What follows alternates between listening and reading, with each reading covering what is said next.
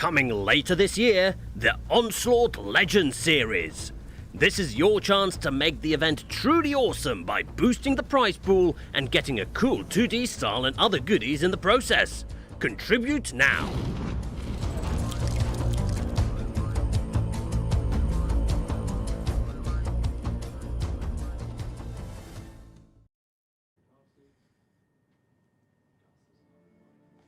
Hello and welcome to the Onslaught Legends Cup number 3. And I'm Adam Snowgrove, and with me is the man, the myth, the legend, Dakilzor. How you doing, Daki? Thank you very much for the introduction. I already like you more than Kihan. Like I said earlier, I'm very glad we replaced him with a more handsome, less haired model though, but nonetheless, looking forward to today. Some great matches lined up, Adam. Yes, there are some great matches, and especially really good teams. And that is because everything is to play for today. Because the first one in this cup is going to have a ticket to WCI and to the upcoming OLS. So it's pretty exciting stuff. And even the second place is very valuable for the teams. So definitely a lot to play for. But we also have some very cool drops for you watching us today. We've got some expirable personal reserves and also some pretty big consumable packs. So be sure to grab those.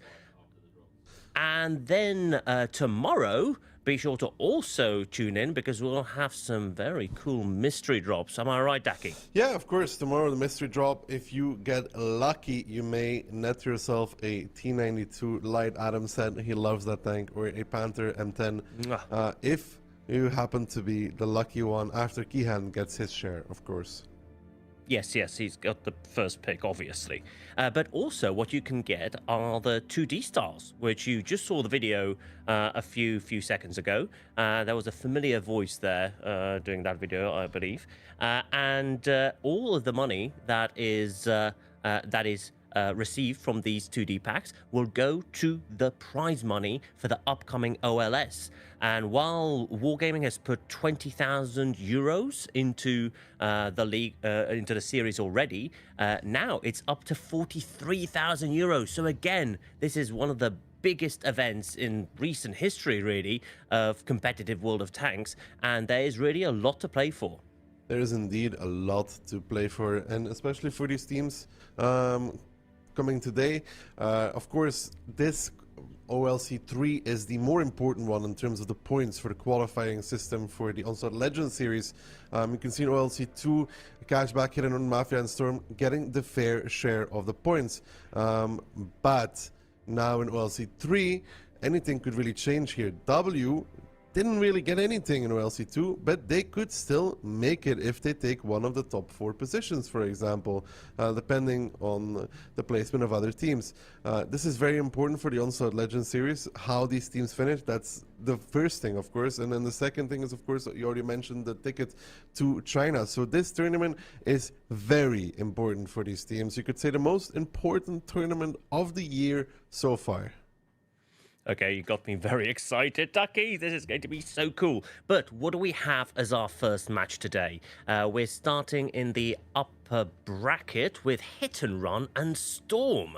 Now, these two teams have had already quite a lot of run-ins in the past, and they were always very exciting. So what do you think about this matchup? I mean, Hit and Run is the favorite team, right? They didn't win OLC 2, but they won the Invitational, the show match, the Independence show match between EU and NA. They won that fully, so they're very favored against Storm. But Storm is a very good team as well. Also, a Polish core has the experience to make it difficult for Hit and Run.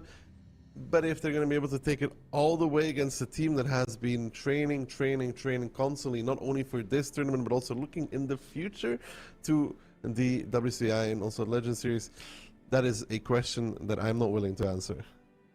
Well, to be honest, talking to all the people around here, everyone's very much praising Hit and Run, but I do think that Storm does have quite a good chance. Because looking at some of the past matches, Storm really did make it very difficult for Hit and Run, and it was all very often a tiebreaker.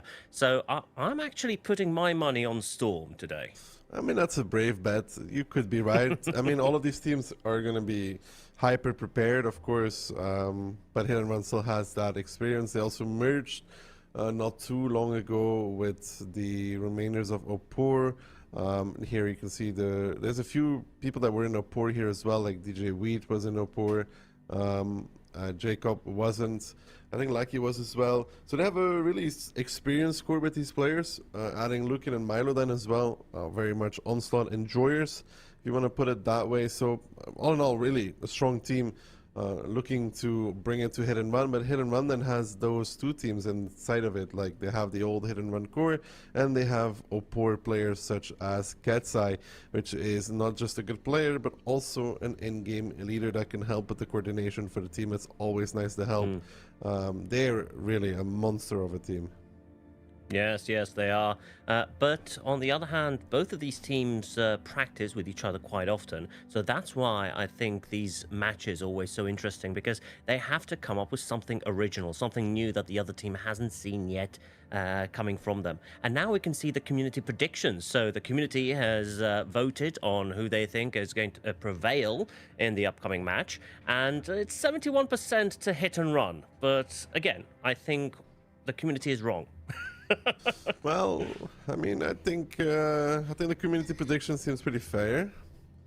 In my regards, I mean, maybe a bit too much bias towards Hit and Run, but again, knowing how much they have trained, not to be on their bandwagon too much, I think I predicted for them as well. They should be the favorites, but favorites don't always, bring it home. Yes, that's the thing. Anything can happen. A small split decision can turn a match around. And then who knows who will win. So let's get to it. We've got the picks of the maps. So Storm has gone with Westfield, which is interesting since they have won 2-0 against Hit and Run on Westfield previously in the second cup. So maybe they're trying to recreate this win from last time. Yeah, could be. Westfield, Cliff. I mean, Westfield is going to be a very interesting map between the two, how they're going to play it. It's very, very fast-paced. So it's Cliff. And then we slow it down quite a while on Pilsen, if it even gets that far. But this match could be over really, really quickly. Westfield is super fast-paced, and so is Cliff. The battle timer might be longer, but it usually finishes in under 3 to 4 minutes. And both of these maps play to the strengths of both of these teams, am I right? For sure. I mean, most Polish teams like playing quick and aggressive, but then again, the entire Onslaught format is mainly about aggression, so every team should be pretty good at it. Playing split is really, really hard. Only Cashback really is the team that tries it and makes it work successful. The rest of them, not that great. And here we already see the lush green of Westfield. So where do you think that the battle is going to take place? Will it be on the western side, or will someone try and flank from through the hills? Most likely we'll see like 6 heavies or 7 heavies or something that resembles that, and they'll be fighting for the dunes on the left. Wow, we just got the picks now, and Hit and Run is getting very heavy on the BZs. That's 6 BZs and 1 light Rheinmetall, so they do want the information coming in on what their team is going to bring. The same on Storm, but they haven't gone so big on the BZs. So it seems Hit and Run really wants to get in fast. Yeah, they need to use the power of the BZ, the rockets, to be able to eliminate one of the targets from Storm, for example, one of the BZs. For Storm, it's finding a good engagement, trying to get the D100 involved, and then mainly, of course, getting the Foch Bs in at the right time, at the right moment. If they are able to put out their clips and take the focus initially, it's going to be really, really good, since the ability of the Foch B is to heal back most of the damage that it receives. And we see that the BZs are already rushing to, well, they're trying a flanking maneuver, it seems. Storm trying to go from 2 sides. But Hit and Run already has the gap established. The BZ's just hiding there on C1. Jordan, DJ, and Milo. They are taking the mid-strike. Their Archam did get pressured back. Yuzek but they have the 100 coming in as well. But Hit and Run will take this moment to push towards that triple BZ, knowing that the Forge Bs are currently out of the battle. That's exactly what they need to do. DJ is the first focus. He drops towards a 2-shot still for those BZs. Try to make it out, but there is no escape for that man normally. Now the Forge Bs are coming though, but Storm already down again. That's usually pretty hard in Onslaught to recover from, and Milo is getting body blocked by Cat's Eye. Oh my, that's not a nice experience. Milo is still trying to get out of there, but no, he doesn't have the HP. They did drop an artillery on Hit and Run, but it's not really going to make too much difference in this situation. Now they're coming in against the E100.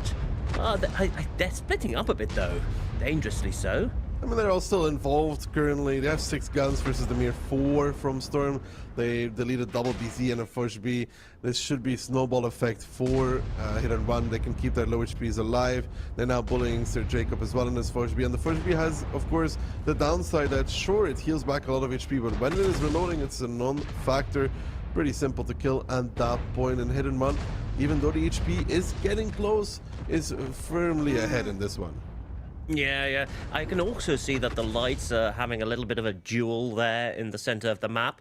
Okay, so it's very close there, but I think it's not really going to change the outcome of the big brawl there of the heavies. So there's been a bit of spotting. Yeah, no, this isn't looking good for Storm. I'm not sure really what would have to happen for them to take this back. Oh, ouch. Yep, that gotta hurt. That is just Jordan there getting swarmed by all of the rest of Hit and Run. Yeah, this isn't going to go well for Storm. Well, it was a good overmatch by Hit and Run. Good timing on it as well. Knowing that the triple BZ is kind of stuck in an area. Make a good push. And once you're up that one gun, as long as you keep your one shots or your low HPs alive, they can just continue the snowball, which is exactly what they did. For Storm, you have the issue that the double Forge B is playing in the middle area around the strike, so when you get pushed on your BZs, they're not really able to help him. Yes, well, of course, there was the big battle in there in the middle, and the BZs definitely did their job well. But do you have any thoughts on the lights there? Because there was a little bit of dueling there down at the bottom, but nothing really came out of it. It seemed to me that they were trying to battle it out between the different points of interest. Would have that gone better if maybe one of them had gone to the bigger brawl? It wouldn't change anything for Storm. The issue is that their BZs are isolated with limited support. Even if their light was there, it really wouldn't change anything. It would just give the other light from Hit and Run free reign towards the south side of the map and be able to shoot from the side constantly. And their HM does have actually really nice DPM for a light tank. Good pen as well, and if you leave it uncontested, it will just farm away. So no, I don't think that was ever an option. So for Hit and Run, that tactic of the BZs just rushing forward and taking out the first tank really worked very well. In fact, it's quite interesting because in the last time they met on Westfield, this hasn't worked for Hit and Run, and they were then a victim of a pretty good counter attack by Storm, but this time that didn't materialize. Yeah, well, it can't really materialize if the Forge Bs need to be the ones actually to take the initial volley. Either that or they need to split it between their BZs and E100 so the Forge Bs can push in, but in return, Hit and Run was actually the ones pushing. That is not what Storm wants or needs in this scenario. Yes. So what do you think Storm is now going to come back with? Are they going to change their lineup or are they going to change their strategy? I mean, they're playing from the other side, so probably they have something else cooked up. The 6 BZs that Hit and Run has is something that can work from either side, though. There's a lot of variants that you can play. You can play the 6 BZs like Hit and Run is doing. You can add those TDs, but then I think you're still forced to make some push. I didn't like the Storm split. Would have been better if they went to fight the BZs, because the BZs have pretty low-ish DPM. So if you actually get the Forge Bs involved early, you can make the difference if you're able to kill 1 or 2 from the Hit and Run side. But it all depends. There's a few different lineups that can work. It depends what they've been training. Yes, well, it seems that Hit and Run has no real... Oh, we've got the predictions as well of Todaka. You think it's going to be 4-2 for Hit and Run. Kehan think it's going to be even a bigger win for Hit and Run, as well as Moth does. So it really does seem that I'm in quite a minority here with thinking that Storm could take it away. And to be honest, after seeing that first match, I'm losing my confidence. I mean, it's still very, very early. Yes. To be honest. But I was really hoping that Westfield is more favourable to Storm. They did so well in the last cup. So I was hoping to see a little bit more of a performance here. But we'll see in the second one. Maybe they'll put it back together and it will end up as 1-1. And we'll go into the next map with a split result. It is very possible. And Hit and Run, though, is yet again seeming to bring the 6BZs. Of course, it's Onslaught, so they can still change if they wanted to, but they seem pretty confident in that with RHM. Yeah. And Storm seems to be quite confident with their last pick as well, with the E100 as well, which is an interesting choice. I haven't seen the E100 being played that much in previous cups. I mean, the E100 has the natural advantage against the BZs, that the BZ with heat does not have really enough bend to go through the E100 third if it's angled or slightly above. And that is the strength of the E100. Big HP pool as well, so if the BZs have to engage on the E100, it's pretty annoying. That's what the E100 is there for. But downside, of course, the E100 is not very fast, as you can see. But the lineups are very similar. Well, they're identical to the last match. So let's see if it will turn out the same way or not. But it seems that Storm is taking a bit of a different approach. They're going much more to the south than before. Yeah, they're doing the smarter thing, not getting their BZs isolated. I mean, Jordan takes 1-2 combination, Jacob clipping back. They're about splitting the damage evenly there between those guys. But now you need Yuzek to go hunt the light tank, though. The light battle you mentioned in the previous battle, not important. But this one around is, though, because if they don't get the strike where Yuzek is right now, if they get the knight from that one and they get the knight from the middle, the base will be captured. Yeah, it seems that the strike is being uncontested at the moment. Mentus is taking a very big run around trying to spot Yuzek and trying to decap it. It's over because he only hit one person with the strike. He missed Panzer Fury, hit Monster, he did miss Monster, and he only hit Ketsai. Ketsai was the one that already had the cap points at this moment in time removed from him. Ow! That was so fast. I didn't even notice. I was looking at the lights, fighting it out, and it was over. They just capped it out. That was amazing. Kind of a mistake from Yuzek, to be honest. In that regard, he has the strike. Ketsai already got reset, so he has the least amount of cap points out of the 3. He has to blind strike the backside of the cap there in the hopes of hitting somebody with more cap, while the E100 or the BZ goes to block at that point. They were in a really good position, though, until they got capped. Yeah, I was thinking that it wasn't going badly at all, but yeah, the Hit and Run just amazingly positioned and capped it right out of Storm's hand. I'm a bit flabbergasted at that result. That was pretty amazing. So yeah, Franek did die during that onslaught, so if Yuzek actually gets the correct reset there onto one of the guys with more cap points, his BZ would have made it into the cap. The E100 would then make it as well to support, and they would actually be in a pretty good scenario, being up one tank, not losing any of their own, and you know, as a team, they're probably pretty frustrated about that. Yeah, I can imagine they were up with guns. It could have been done, but that one bad strike just sealed the deal for them. So that's the first 2 done, and Westfield is out of the way, and we're now off to Cliff. So Cliff, yet again, is a very brawly map, am I right? Yeah, it's very fast-paced. I don't think we saw it that much in OLC2, from what I recall, but it's super fast in the Onslaught format. The slow plays in general don't really work in this format. So we just had like, I don't know, 4 minutes of Westfield in total.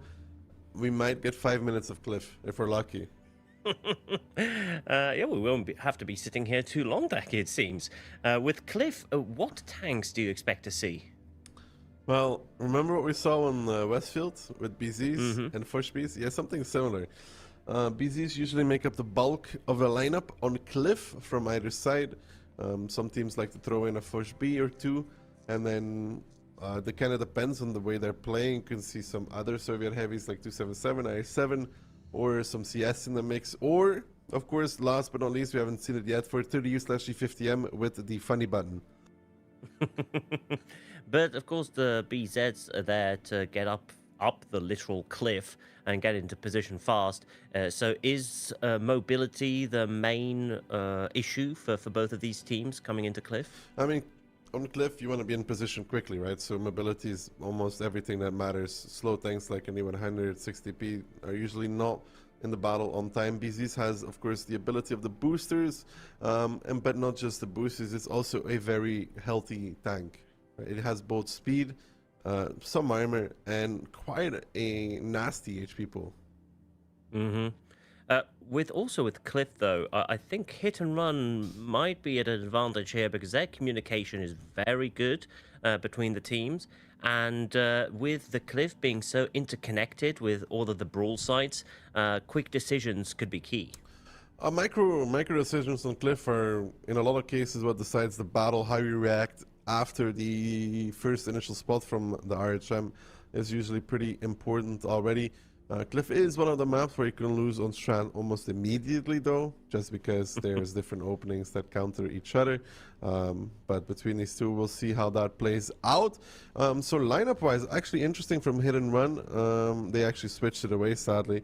But no surprises. They actually opted for the 50B, then triple BZ, double CS, and an RHM to round it off. And apparently Storm has exactly the same idea. Okay, this will be a very interesting mirror match. We'll see how both of these teams are going to use these tanks against each other. But the AMX 50B, so what can I expect from the AMX? What you can expect from the AMX? Well, with the ability that it has, it clips out in like 3 seconds. It reduces the intra clip and it gives extra handling. So it's just looking for a target to pounce on, quickly clip it out and then reload. The upside over the Forge B is of course that it has a turret. The downside is that it doesn't heal back any damage that gets dealt to it. So you have to play it a lot more careful.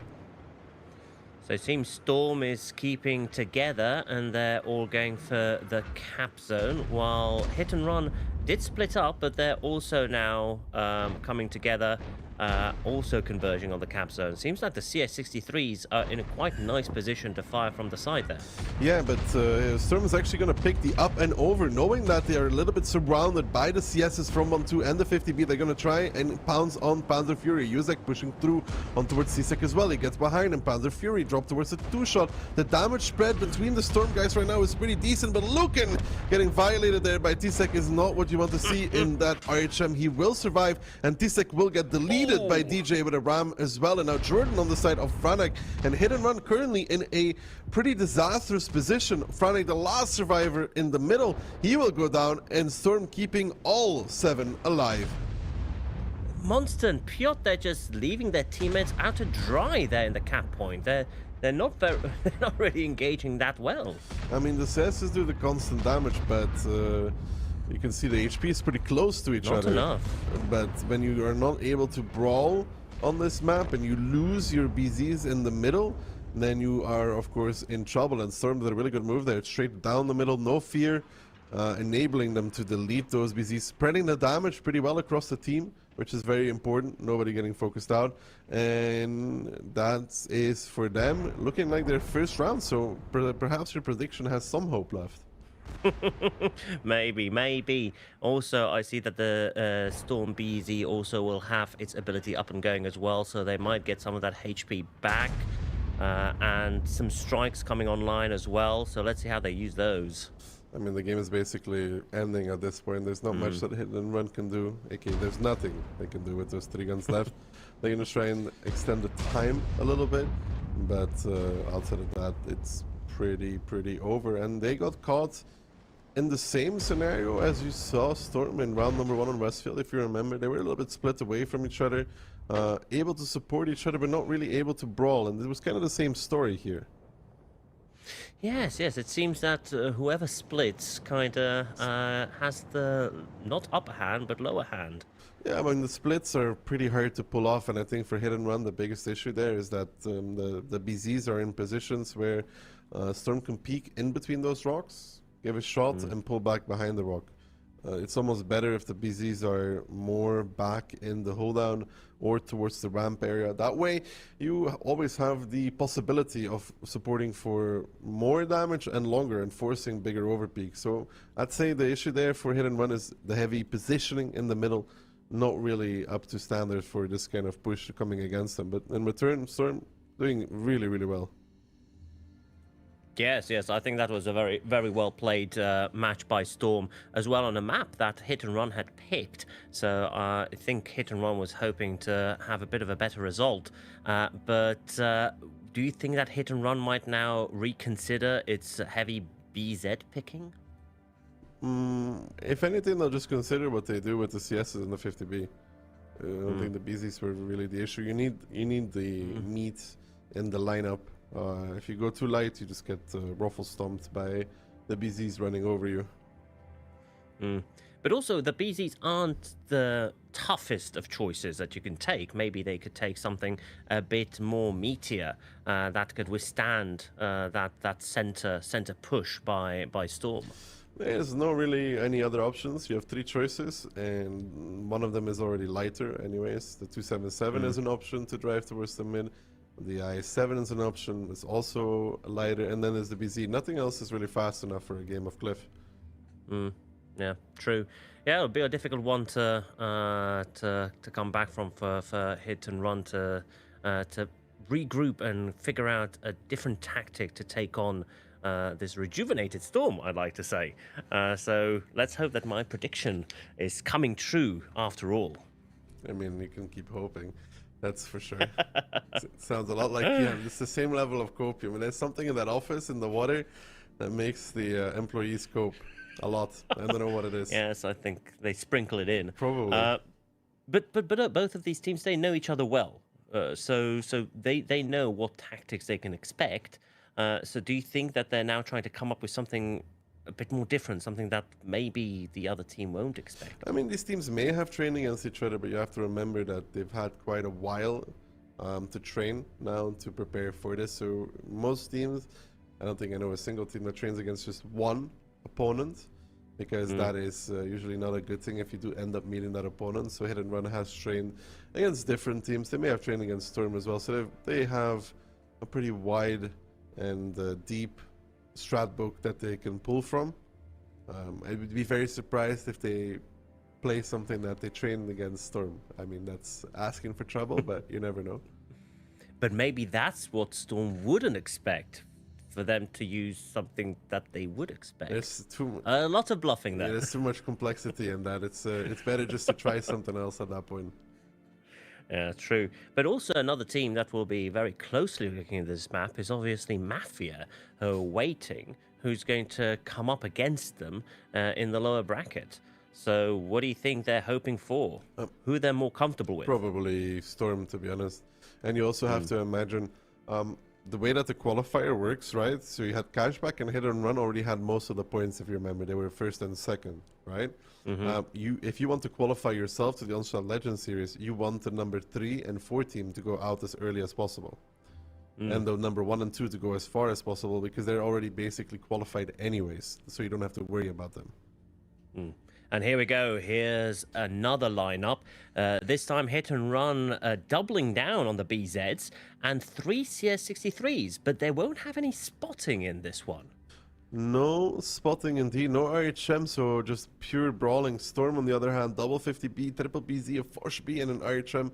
For them, the micro decisions are going to be very important. Fighting without with the RHM is a bit harder, of course, against 7 tanks. They need to establish the good crossfires or overmatch a side where they think they can make it happen. But also, they have chosen some very big damage dealers, so hopefully they're going to go for some good angles, trying to get hit and run in an awkward position. Maybe they're trying to recreate, or they're thinking that hit and run will try and do the same that they did to them in the last game, and they're going to try and flank them and abuse their side armor. Yeah, double 50B pushing straight in from 1-2 for Storm. That's a bit risky there because double CS crossing already with a BZ from behind, and they knew this as well. They had the info from the RHM in the beginning of the game, and they're allowing actually this 50B to get really punished quite heavily. Witchard is now reloading and backing away. In the meantime, though, Storm pushing down the middle, eliminating Piotr in a mere instance, and then in return, Pantherfear and Ketsai flipping side on towards Lukin and the RHM, who's trying to block, which seems a little bit silly, but he's trying to get his teammates involved from the backside. That's a big strike, though, coming in. Lukin will fall, but has the block worked out for the side of Storm? That is a big question. I don't think so, because now when Storm is driving back on this side of the hill, you can see the CS and the BZ, Franek, just shooting from behind constantly. Oh my, this is going to be an awkward combat here. They're trying to go uphill, but they've lost the advantage. They've lost the advantage that they got by the Rheinmetall blocking the way, and now they're just going to get picked apart. Yeah, it's pretty rough here for Storm. They had the info from the light, so sending the double 50B in, maybe they felt like they had no choice, but for hit and run, it was an easy overmatch after they got some info as well. Double CS and a BC there for them, and the RHM in this battle probably didn't do too much. Maybe if they did a better job at blocking them, they could have taken out those two BZs before they got up onto the cliff.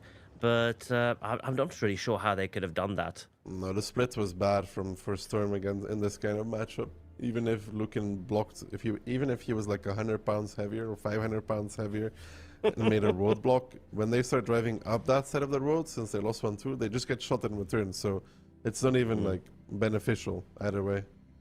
Yeah, and they had the rocket boosters to just power through and get up there. And then, as a very wise man once said, they did have the high ground. So let's have a look at some of the results here. Oh, 4 kills by Monster. Very well done. I mean, Monster does a lot of damage with the CS there. I mean, like we said, pinpointed the issue ammo. One of the 50Bs, 700 damage. The IHM, 300 damage. You need to, against 7 combat tanks from the side of hit and run, you need all of your guns to be firing on all cylinders. And that wasn't the case. The CS has actually got a really good games here. And yeah, Monster, 5k with 4 kills is a pretty standout performance. The trouble is, Storm did do quite a bit of damage, but they just didn't turn that into kills. The hit and run was left with 6 vehicles on the map. Which is, yeah, that's not the way to go. You need to finish them off before you go to the other one. Well, that's Cliff done and dusted. That was also about 4 or 5 minutes, I guess. Something like that. So this could be our last match. It's Pilsen, which you promised me would be a bit more of a slower match. But even then, if hit and run managed to turn this one around, it could be the end of it. I'm not feeling it for Storm anymore. Maybe one round on Pilsen, you know, and then they lose, so I get my 4-2 prediction right, which is really the most important thing about the entire broadcast, getting predictions right. Obviously, yes, that's what we're here for, to get those predictions right. Yeah, Pilsen, I'm not sure what Storm could be up to there. They did pick the map, so hopefully they have a plan going in. But with how it's been going so far, it's been those split decisions, those small combats that they weren't able to turn around, weren't able to capitalize on, and they've been taken apart by hit and run pretty much in every engagement. Now, Pilsen's a bit different of a ball game, though. It's not quite as fast as we just saw. Cliff and Westfield are a bit quicker. I mean, you can still play quick on Pilsen. It's just less likely. There is a quick cap play, but most teams don't really go for that. And it's pretty hard But to do you pull think off. maybe Hit and Run will now feel comfortable or even encouraged to go for the quick kill and go for that quick play? Not really. When you're 3-1 up, you know that probably Storm is going to make some mistakes because of the pressure. You should be quite comfortable when you're in that position. Match points, you have everything going for you. You know, if you win this match, you are basically qualified for the Onslaught Legends Series. If I can do some quick math in my head, I think so. Need to check, double check that. So for them, it's amazing. Yeah, this is a very big match for Hit and Run. If they can take this one, they're pretty much in, which is huge, obviously. So, do you think that we'll see at least some super heavies in this one? Some mouses? There's a good chance I'm a for sucker for mouse. there's a good chance for a mouse or two on Pilsen. Although between these teams, I don't know how much of a fan. No, we'll see a few mouses. We'll see a few mouses. Yeah. Yeah. Okay. Pilsen's definitely the map. Yeah, if any, it would be Pilsen. But we could still get to Stadjanki. It's not off the table yet. If Storm does pull it together a little bit and maybe refocuses. Oh, okay, here we go. So Hit and Run. It does seem that Hit and Run is taking 2 mouses, so that's good. And 360 TP, so they're going very super heavy there with a Fosh B and an Object 268. Yeah, so no light tank for the side of Hit and Run. They will need to make some sort of a quick play. With this, or the light tank will slowly chip away at their team. Storm, on the other hand, very TD heavy. RHM, double 268 V4, double for speed, 277 mouse. Not the worst lineup against what Hit and Run is bringing, because the Forge Bs, if they can get their clips out, are going to delete a tank or two, and the 268 V4s, of course, are hard to pen still for the Hit and Run side. They're very annoying, and the TD ability is also pretty nice with the flat reload reduction. So this is the one where when they get shot, they actually get reduced reload. Am I right? Yes, I think it's 4 seconds. That is amazing. I love that ability. I would love to see that in play. So it seems that it's going to be HP against damage. Alex going on towards the strike. That's going to be good for them. Looking going straight towards the info. Will spot out everything. Panzer Fury just going straight for the cap by the looks of things. And nobody from Storm on the 1-3 line. Completely undefended. I mean, their furthest point of defense is the mouse on the 4-line. Monster just sitting here, needs to be careful. Gets spotted out by the plane from Lukin. And now, though, the cap is on 23 seconds. Yes, there is the ability to strike it, but that only does so much as well. Because, of course, the strike currently will not be hitting 3 targets. He will be hitting 1, max 2, because look at Panzer Fury and his comrades. They're just splitting up for this. Oh, he might get 2. Yeah, he got 2 there. But still, only 20 seconds to go, and they might be capped out again. I mean, they have to come back in right now. They have 14 seconds left. They have to start making the plays, but they're down 5,000 HP already. Monster is apparently getting circled, I think, by the RHM, so that's not really a factor anymore. But Milo now coming from behind in his 268 V4 will find the reset on towards Tsek. Good stuff that from Storm in the nick of time. The mouse coming in as well from Yuzek, blocking the cap from the other side. But now, though, Mental's just chasing Milo down. And Milo can run all he wants. He can hide even if he wants to behind that house. But there's 2 people coming for him. He won't be able to survive for that much longer. And I think Monster and the RHM are having their own little battle in the meantime. But that's still fine for Hit and Run. Yeah, Milo is really sowing what he has. No, he's reaping what he has sown by decapping. Hit and Run didn't like that one bit. Mentus, yep, he's going to take him down. There's really nothing Milo can do at this point. He does have his ability on, but oh, he even bounced that shot. That's not good at all. So Milo's down. How's the rest of the team going? Only 6,000 HP left on Storm's side. I think Hit and Run have this. I think Hit and Run might be qualifying to get to the Onslaught Legends Series with this match.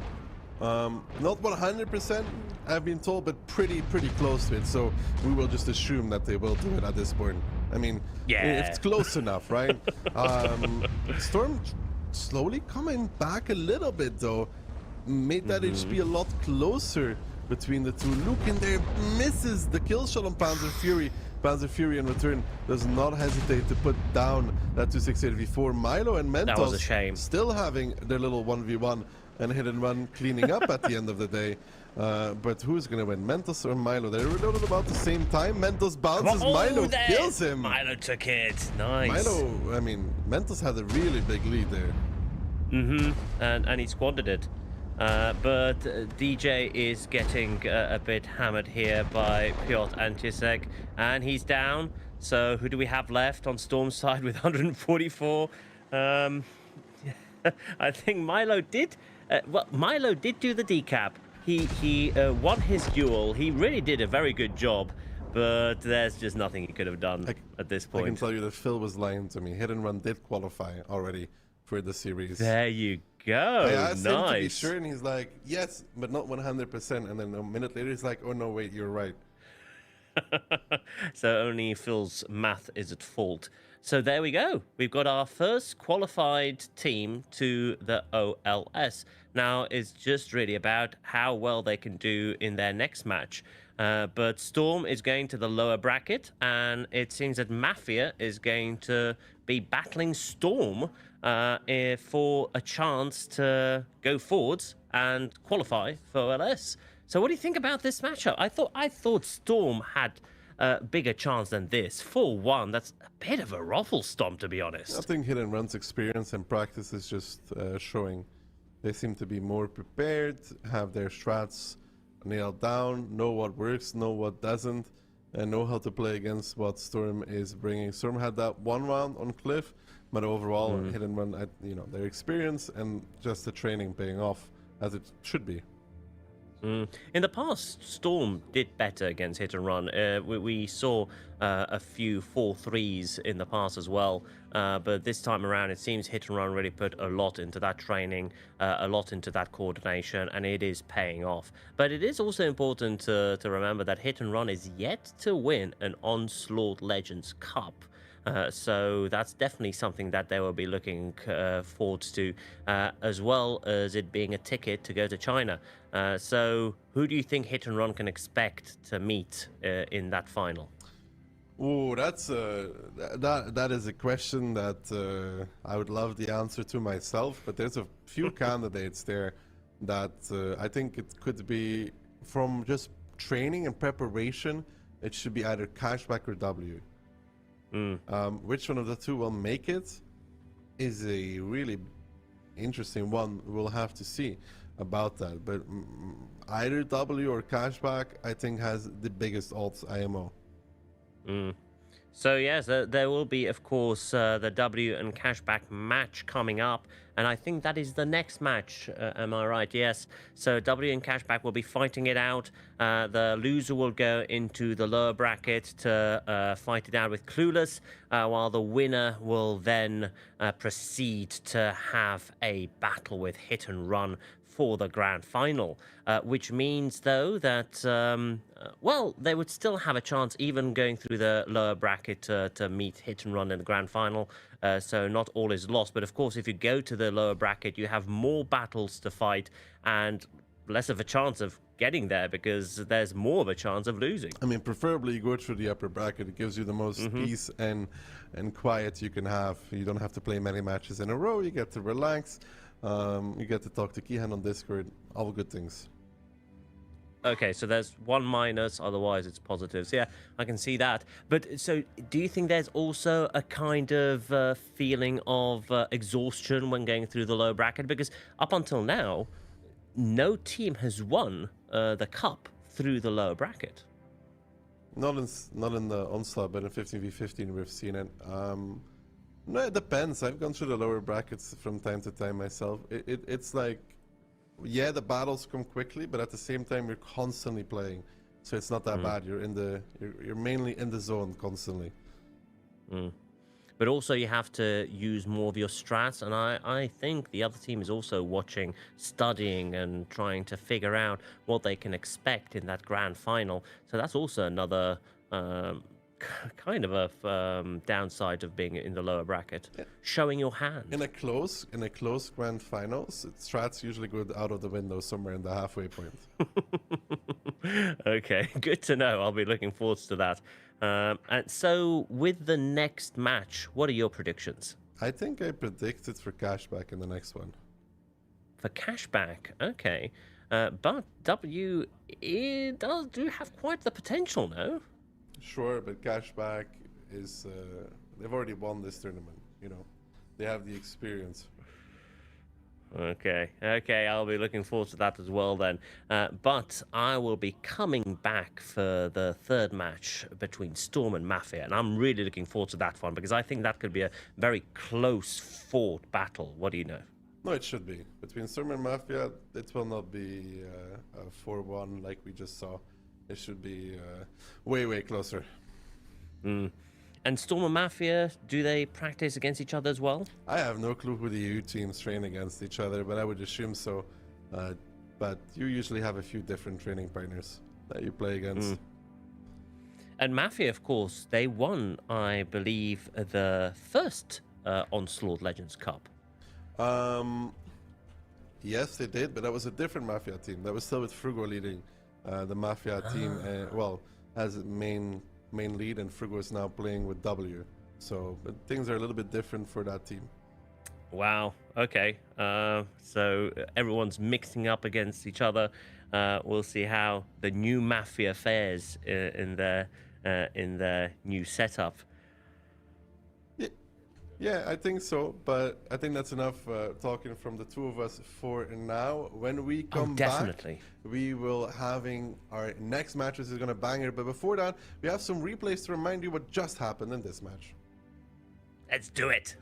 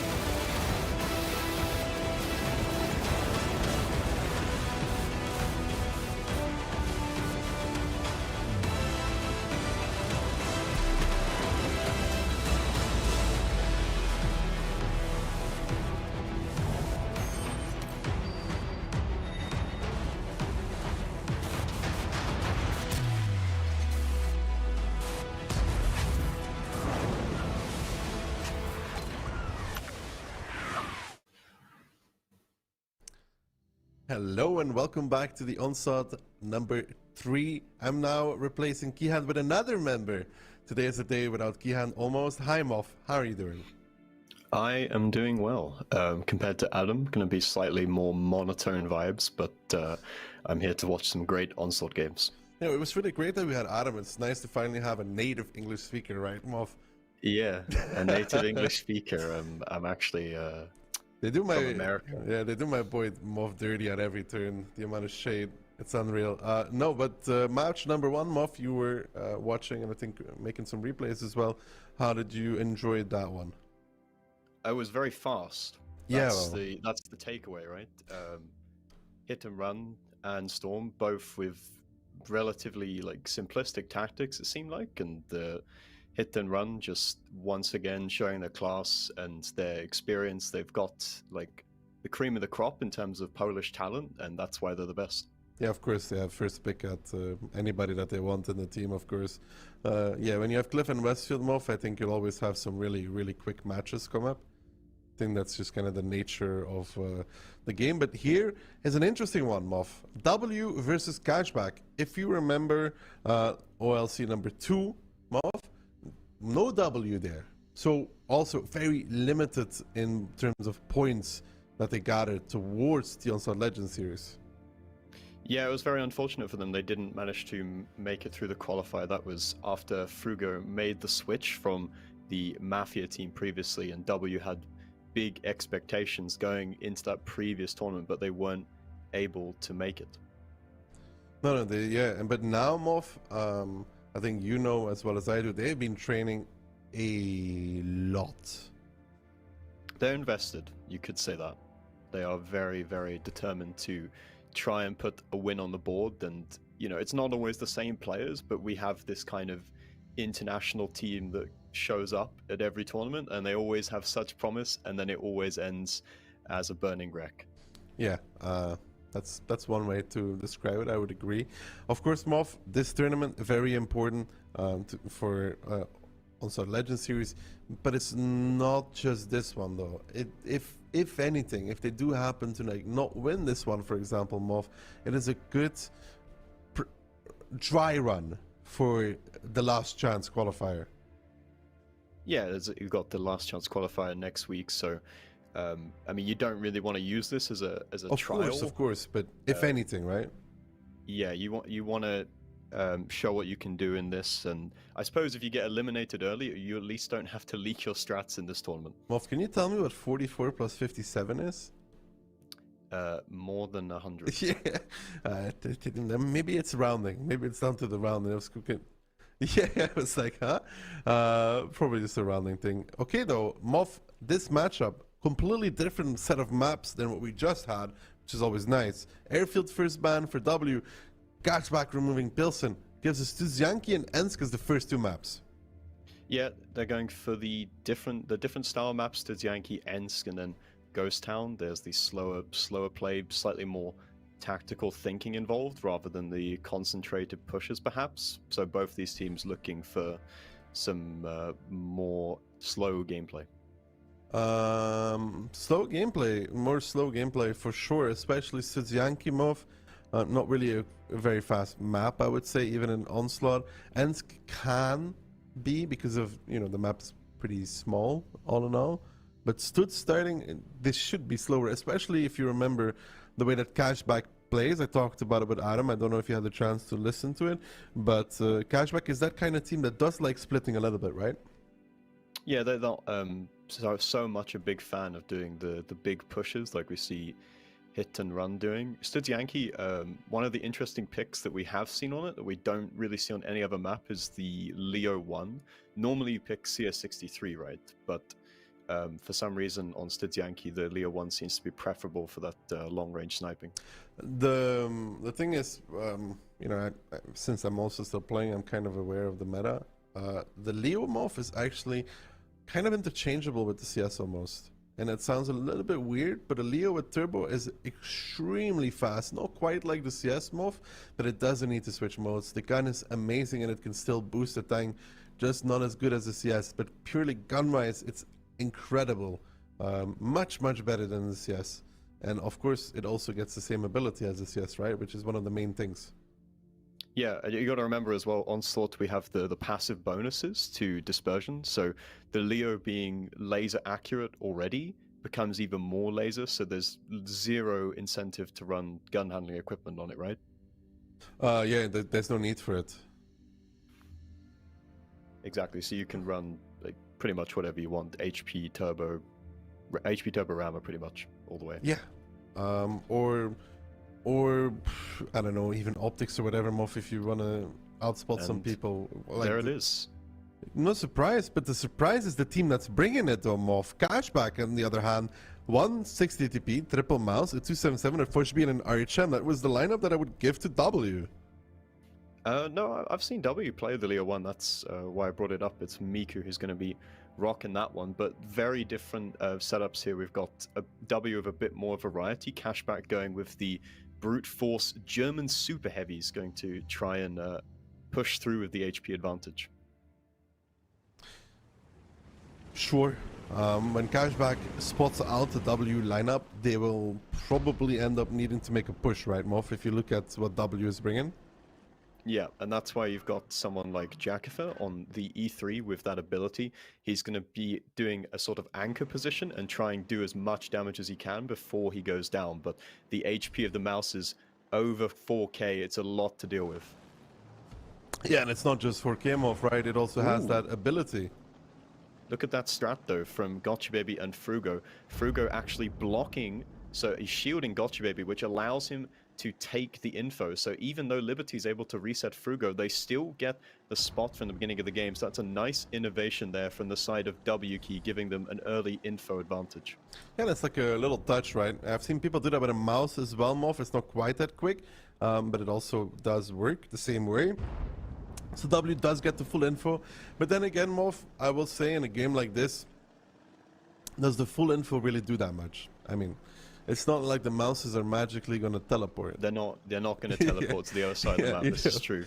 But Cashback, they've looked like they've made their play. They've gone over towards the cap circle very early on in the game. Clueless actually rocking the T100 here, which is still a good tank, but we pretty much always see RHM, so interesting choice from him. Eyes is now chasing him down with the 277. Click actually gets taken out in the Foch B. That is a huge misplay. Did he get Amaraked?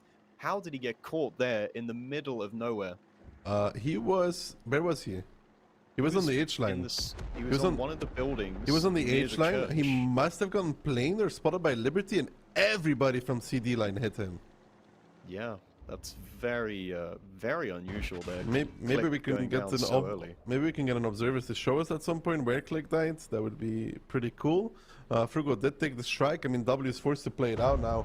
But how did they reset, Moff? Look at Barbarian's position. That's actually pretty neat as well. Like, look where he's sitting with that mouse.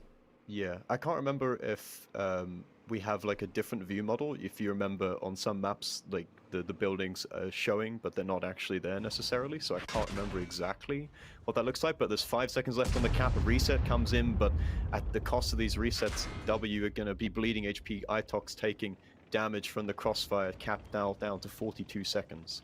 42 seconds, and the biggest issue, Moff, is that they cannot reset the Barbarian outside of the strike, which they will be using at some moment in time. But now look at the rotations. W repressuring this out, Leo 430U and the T100. But that will also be a bit of an issue for W, because the moment they do get this reset, Moff, right, and they start getting shot from the south, Cashback is probably just going to press forward.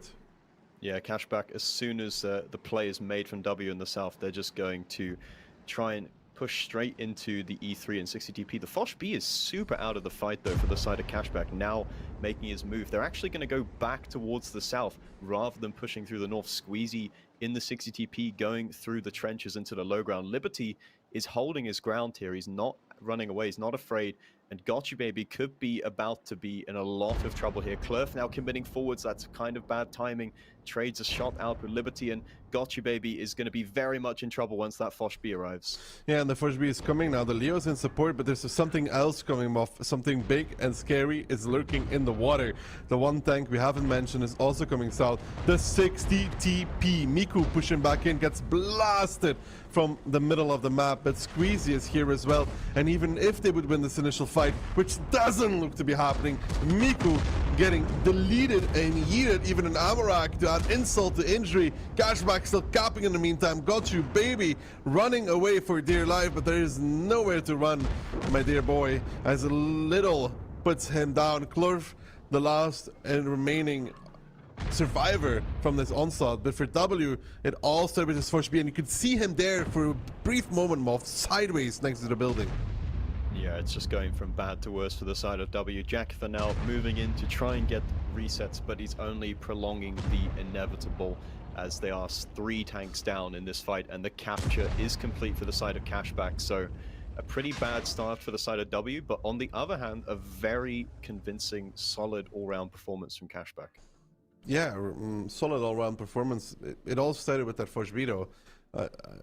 If I had a magic rewind button, I would go look how he died, because we saw him for a brief second. We saw him for a brief second in the south, and he was sideways towards the entire middle.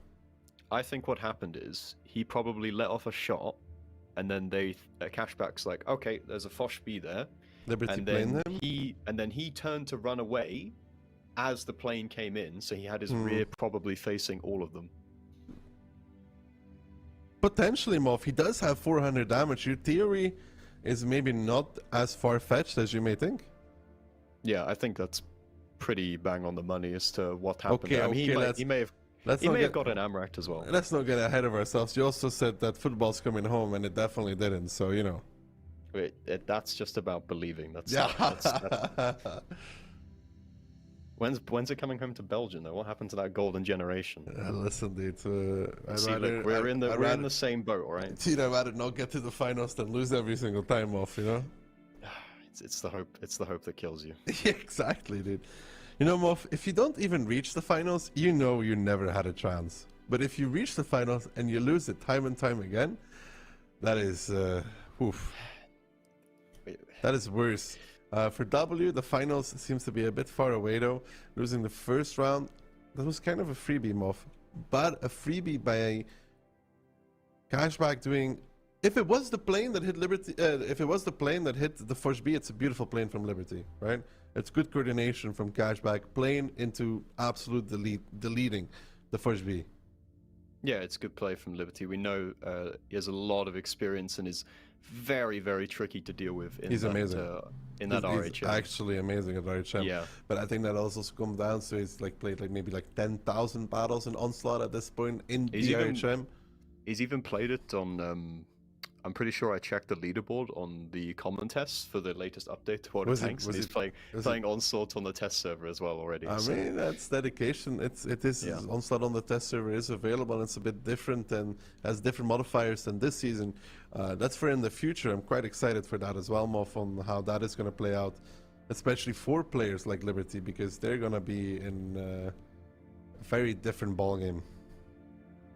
Yeah, the modifiers are really shaking up Onslaught moving forwards, especially with the light tank, because that ability is going to get changed. It will become a skill, it will be an extreme skill cap, because what you will need to learn more is timings. Yeah, you will need to be able to accurately predict where the enemy is going to go. Yes, and spot a group of at least the heavies or whatever, so you can get info on what is going to what side. Yes, it will be very hard. Anyway, so Cashback taking one, it's kind of a freebie, but it's a freebie off the back of just solid gameplay. And W know they can't, if they want to win this series, they can't really afford to give away these kind of free rounds where they don't even really make Cashback sweat, right? In order for you to win a round, you need to put them under pressure, so they will make a mistake. In order for you to win a round, Moff, you either have to kill all the opponents, all 7 of them, or capture the base. Yeah, this is true. This is very I think wise. that's right, no? Yeah, I think so. Yeah, I mean, if I'm remembering right. Yeah, but for W, man, it's so... The question is, Moff, how do they deal with this? This is a very vocal team, I've been told, in general. So when you lose a round like this, do you think it's a tilter? I mean, it can be, but like, you'd like to think, given the investment they had, that they're not just going to tilt off the back of losing one round. I mean, we're talking like they've already lost the game, really. But I suppose that is just the sort of the threat that Cashback poses. It's not. I mean, you can train all you want, right, Moff? You can do 100 trainings. A match environment is always going to be different. Yeah, it's. I mean, the stakes are higher. You don't really know how you're going to feel until you're actually playing the game, right? Round number 2, though, between Cashback and W. Cashback bringing a Foch, a 277, and double mouse, double 60p, and ARHM. W, it's very similar lineups from both of the teams. W have got a Leo, so they're a little bit lighter than the side of Cashback, but they're both teams bring a Foch B, 430U versus 277, so quite similar lineups overall. Cashback just, again, with a bit more of the beef. Correct me if wrong, Moff, but the lineup that W is bringing is something that I would also expect from Cashback, though. I think last tournament they were playing a lot of Leos as well, in those lighter, more diverse lineups. Yeah, I mean, maybe they've maybe they've gone through that experience and they've just decided that it's not actually that good, the greatest investment, because I mean, they lost with it. They lost with it on the independent show match. They couldn't run, just kind of just push them. Yeah, we know the Leo's like a strong tank. It does, like, at sniping, it does the job very, very well, but it does have limited combat capabilities. Yeah, everybody else needs to be gaming really hard without making mistakes to enable that Leo to actually do the damage, right? Yeah, it's like a glass cannon, basically. Clueless does get the info, though, but most importantly, Moff, he has not used it yet. Yeah, he's saving it, so he wants to see what the rotations are from Cashback. It's first, and then he's going to pop it, so they're going to hope to have some sort of advantage there. Eyes in the 277 is trying to poke up into mid to get some info, but little does he know there's a group of 3 tanks from the side of W in the south. They're not quite committing yet because waiting. It's going to be a 2-prone-3 push, no? Muff, look at D3, D4. Yeah, it looks like they're going to dump straight into the dip. You've got those 3 heavy tanks that are already spotted, but there's a lot of tanks from Cashback that can cover this as well. Oh, it depends on when Clueless uses the info, the radio tower. He's used it now, so the jig is up. The Cashback positions have been revealed, so what did W do with this info? Eyes actually seems to have a decent position. He'll be able to spot this like relatively early. He's going to back up towards, but the push is coming in from W. It looks like a bit disconnected, though. They seem to be going a bit too early. Frugo's going in, taking a lot of damage. Strike being placed as well. Barbarian is taking damage in return, but Frugo is surely going to fall at the same time. And then Itox and Jackafedex just sitting in the middle of the open. I think this push came way too early from W.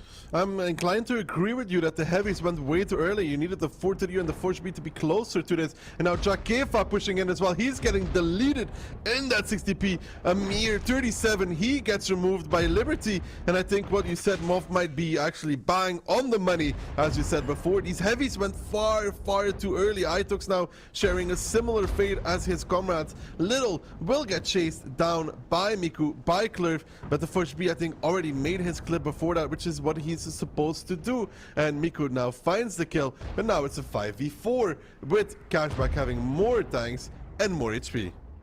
Yeah, they don't even need to push into the south, and I think they've just realized that. They thought about just yeeting it, running it down through the ditch, but I think they've realized they can just go back, reset, start the cap, and then W will be under pressure to try and make some sort of magic happen. But like, what is the Leo supposed to do when you're down 3k HP, you're down in guns? Liberty's going to be able to go and take they have both of the info and strikes available to them at the moment, so he's in a candy store right now. I mean, he's going to go for the info first, which I think is the right thing, to see the split of W, and they'll know it's a 2-2.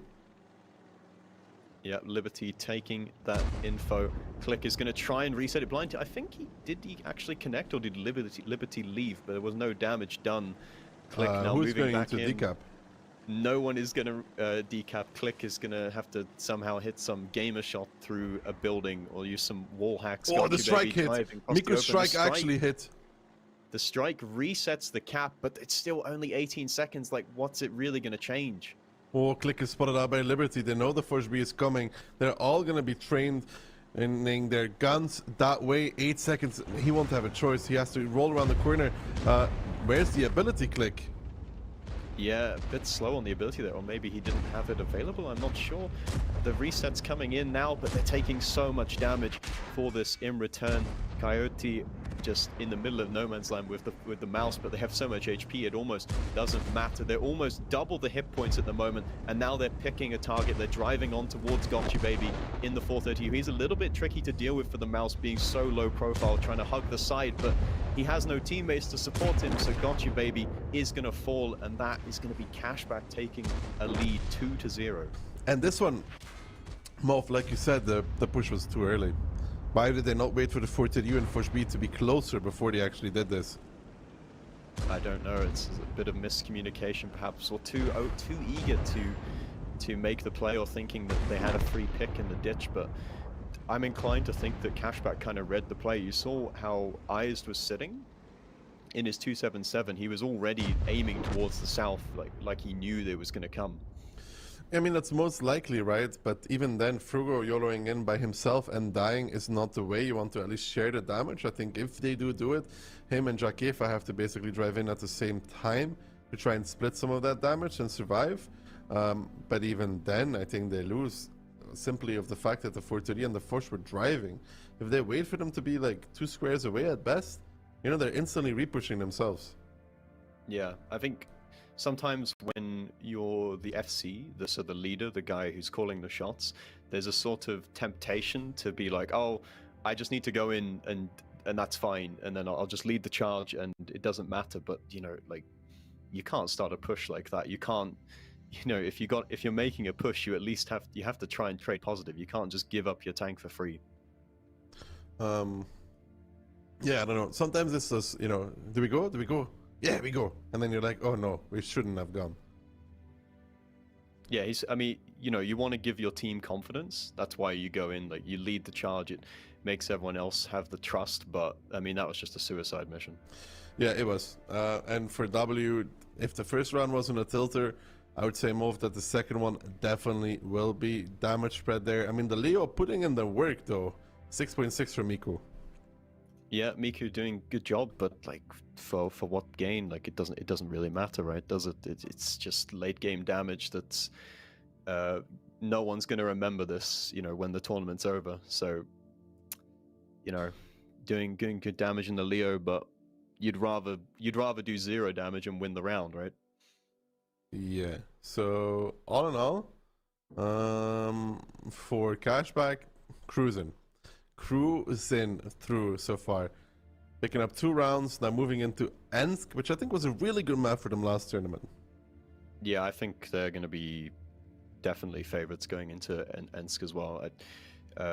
Teams like W have never, or the international lineups, from my knowledge, I don't think they've ever really been comfortable on maps like Ensk or Himmels. It's just never really gone well.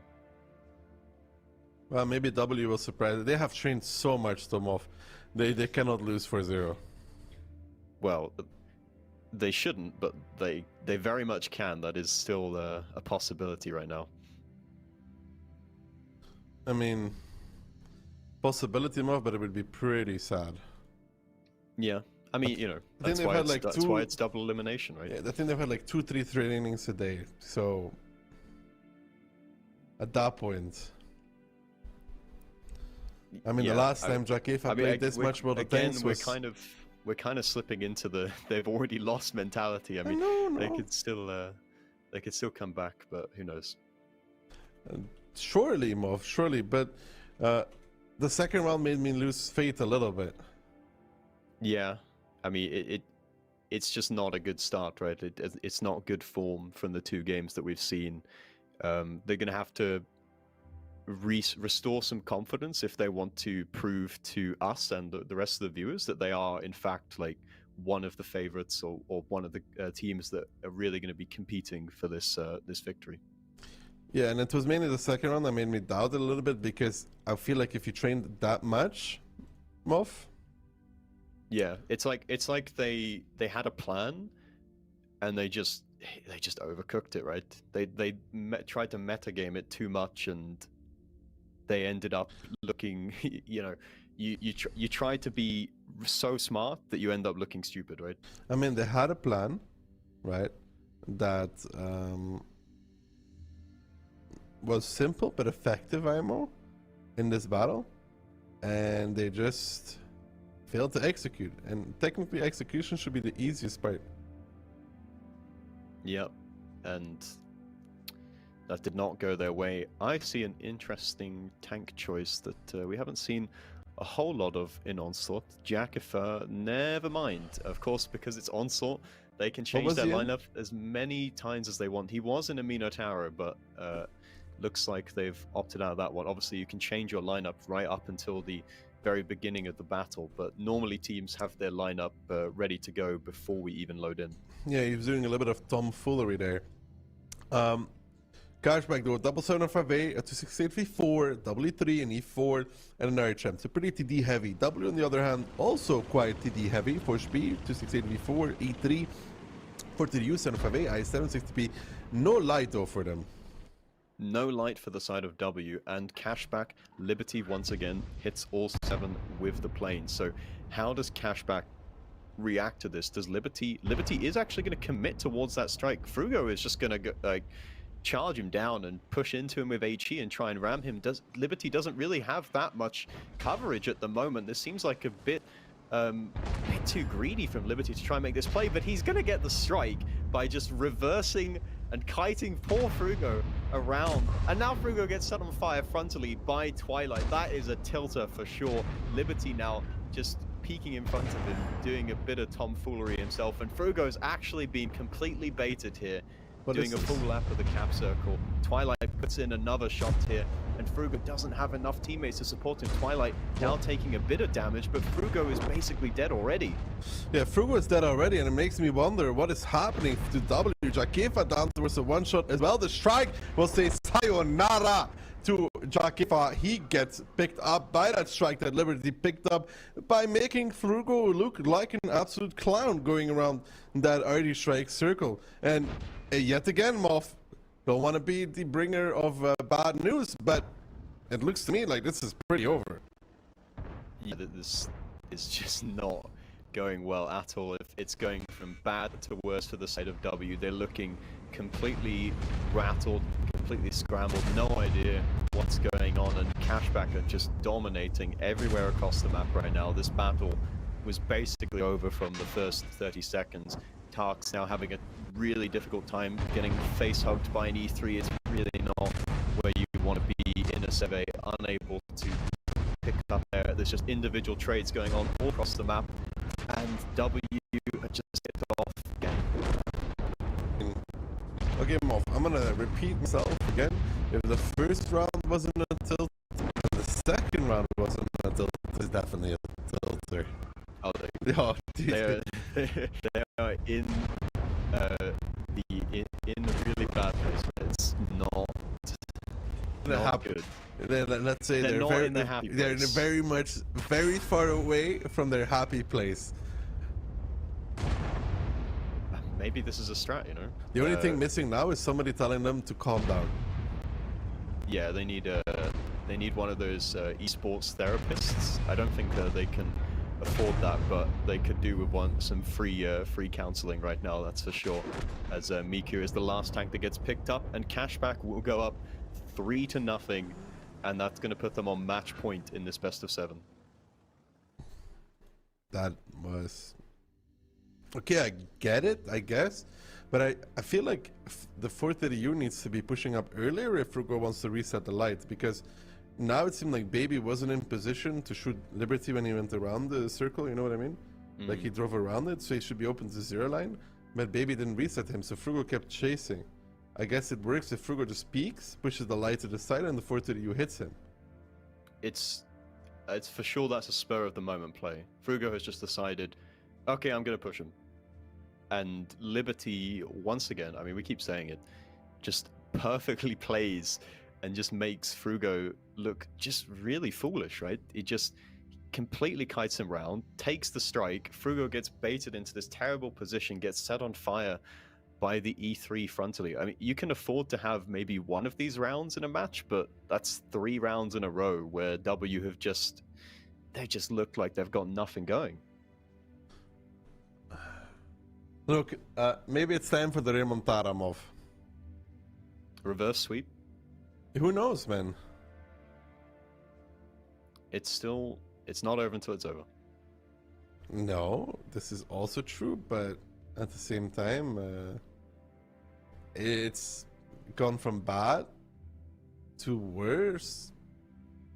It went from mildly infuriating to slightly aggravated to smashing my keyboard. That kind of vibe.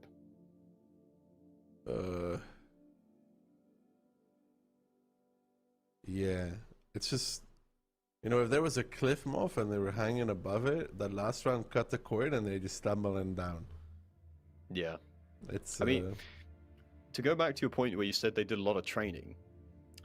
Doing a lot of training. There's a thing as overtraining. There's definitely a thing.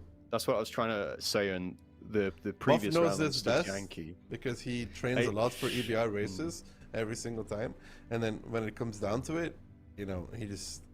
Except for the last time when we played together, then I choked.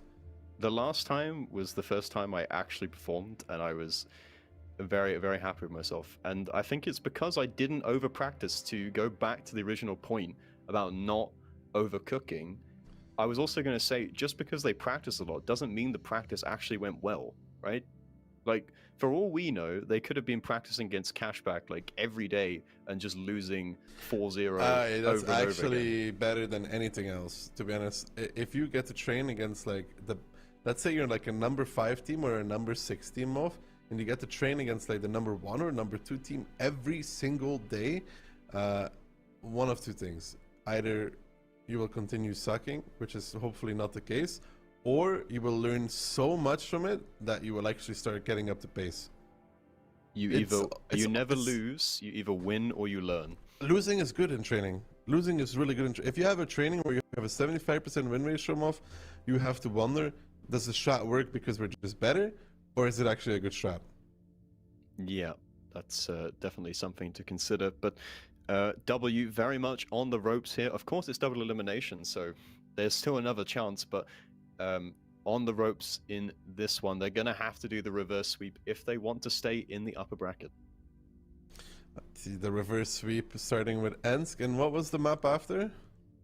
I believe it was going on to Ghost Town. I mean, it's possible, Moff. It is possible.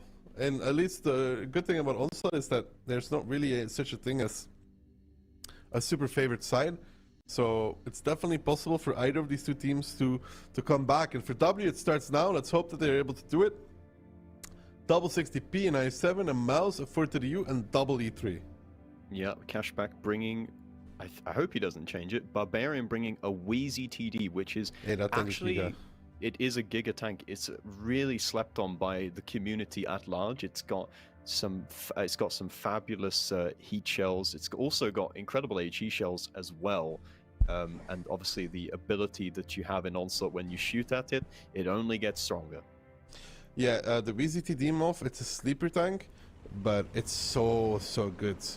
Even in this, it gets that amazing heat bend, really good mobility, and of course the gun handling. It's not the greatest, but in Onslaught, it doesn't matter. You sort of trade off the armor that the E3 gets for a slightly more combat ability, right? Anyway, W being spotted out, Liberty once again picking the RHM, just playing it on every single map. There is no such thing as a non-light tank map for Liberty, and he's trying to take the strike very early on here, and it doesn't look like there's anyone from W to stop him. W playing towards the 890 line, they're trying to take the strike and the info, but Clueless getting reset early on is not able to take that strike as soon as he'd like. Tarks pushing down in the IS-7, so they have control of the rails for now, but if you look on the minimap, there's Barbarian in the Wheezy TD, holding down the fort, just securing the map control and the crossfire. Yeah, and the A0 position off is one that they cannot push.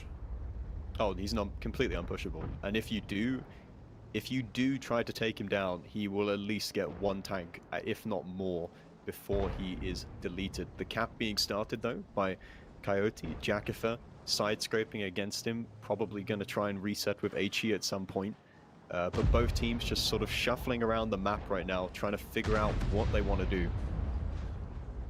Shuffling around, Moth, which is very true. But which split do you prefer? The one with the rails from 1 to 4, or the ones that currently the W has? But never mind that. W pushing out. Frugo getting set on fire on that crossing. Not good in the E3, but they're trying to catch something, Moth.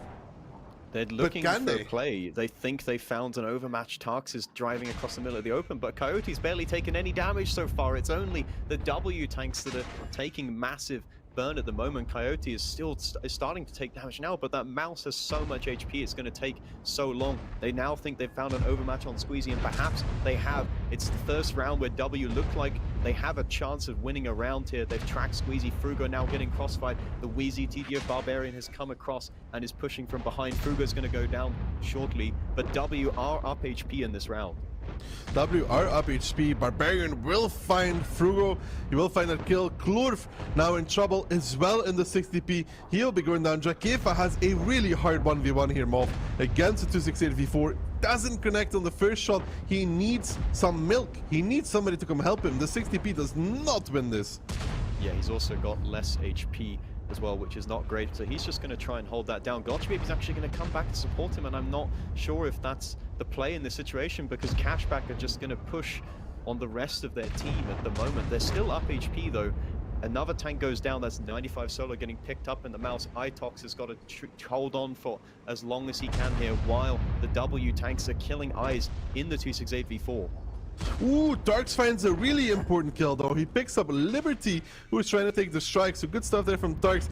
Baby making Ice reload quicker, but he has to put down this 268v4. I think it's the right place. Itox might do one more. No, Coyote with the ram from behind shuts him down. Now Darks in trouble in that I7. He wants to run away from this. He wants to get safe. Baby is the playmaker in that 430U. He needs to be really careful. Baby takes one, but retaliates immediately on towards the mouse. A good shot there from Gotcha Baby.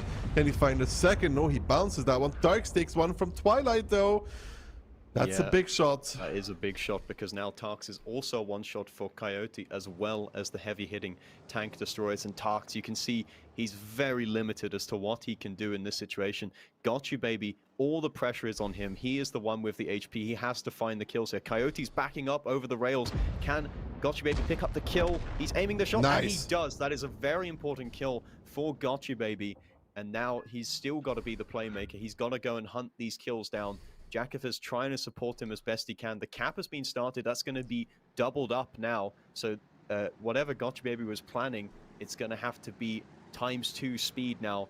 Gotcha Baby's got to close the distance, and they could be in trouble here if they don't coordinate well.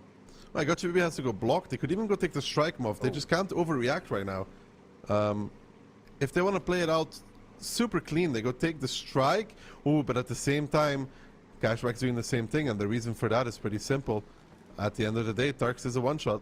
Yeah, Tarks is a one-shot. The strike always does 350 damage to every individual tank that it hits. Gotcha Baby doesn't seem quite sure what he wants to do right now. Gotcha could be in trouble. That's a peek against the E3, and there's a low roll. He's so lucky to be alive.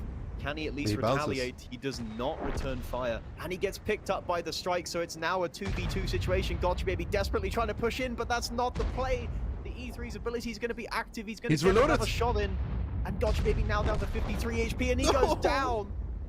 W have thrown a winning position. It was the only game where they even had a look in to try and take a round, but Cashback are just so cool-headed, ice cold, and they are prepared for anything, even in a losing situation. Tarks, very low chance that he can win this now. Being a one-shot for the strike and an IS-7, he's going to have to aim his shots as well. It's not the greatest tank for snapshotting targets, with spotting info radio tower being taken by the E4. Twilight is pre-aiming this angle for Tarks. He's going to have to try and cross. Does the kill? He pick up the kill? No. HE, I think that was fired from Tarks. He crosses, but now they know where he is. Or maybe he wasn't spotted. I'm not entirely sure. How is Tarks not spotted? the magic of spotting mechanics in water tanks. But that could be the chance he needs if he can get into the hold down, perhaps. But how is he going to be able to reset the strike? There's a building there that Little can hide behind. Surely there's no chance. Tarks takes a snapshot, doesn't come off. Little picks up the kill, and it's going to be 4-0. An absolutely devastating performance. Cashback so dominant. This was a throw. They have two guys that are not a one-shot to strike. Once Cashback leaves the cap off, they are able to put double cap pressure, force somebody close, and then Gotcha Baby can still take two shots, and as long as they kill the E3 after, they win the game. Right? Yeah, or whatever comes to block. Or they just had the opportunity as well. You know when Baby killed the mouse? Mm-hmm.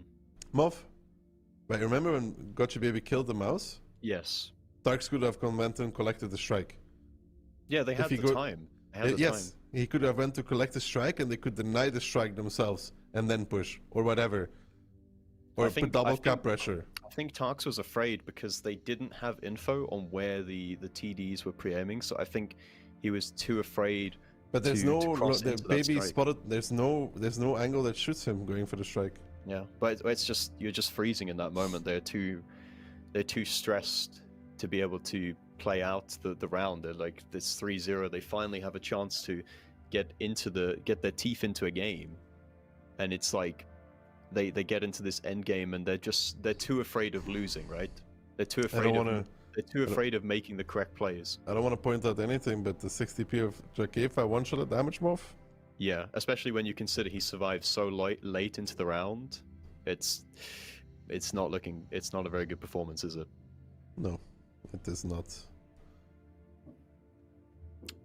On the other hand, though, Twilight picking up 6k damage, doing a very, very solid job there. And I think what we saw from that round is that because Cashback weren't really tested in the three previous rounds, right? They just kind of took an early advantage, and then that was the game. But this was the first time we saw them in a little bit of a pressure cooker environment, and they handled it beautifully. They were completely calm the whole way. They knew exactly what they were doing. And yeah, no, you can see a big difference there, I think, between W and Cashback. More is that Cashback in those mid to end round scenarios is absolutely amazing.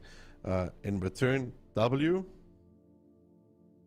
Yeah, W. In what world?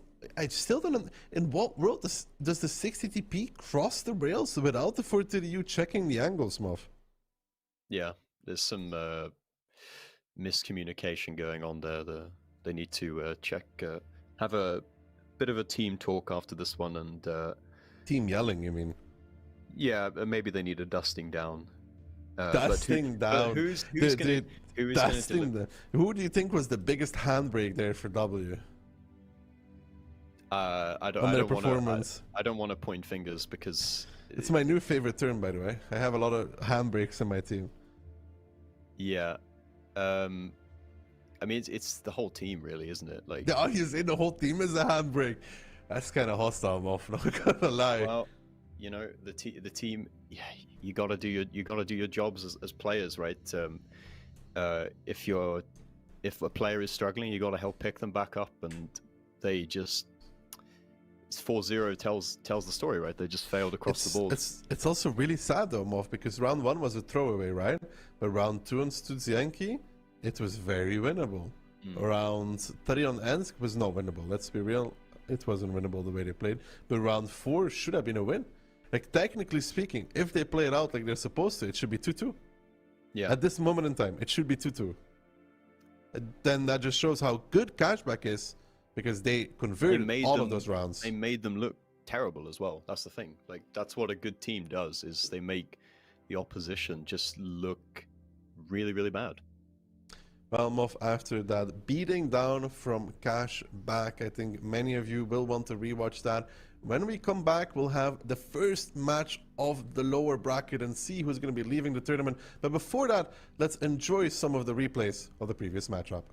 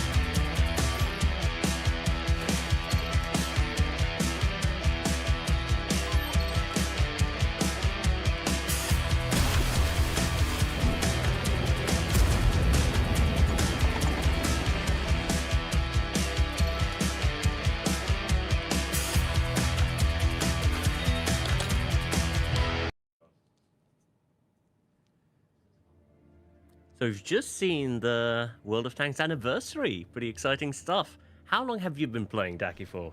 Far too long. I tell that to my psychologist every time. Way too long. Way too long. It's I've 2010, I've, I think. 2010. Wow. Yeah, so that's 14 years. That's as old as you can be in World of Tanks. I even got the beta badge on Same. my account, amazingly enough. So that was a very quick turnaround, wasn't it?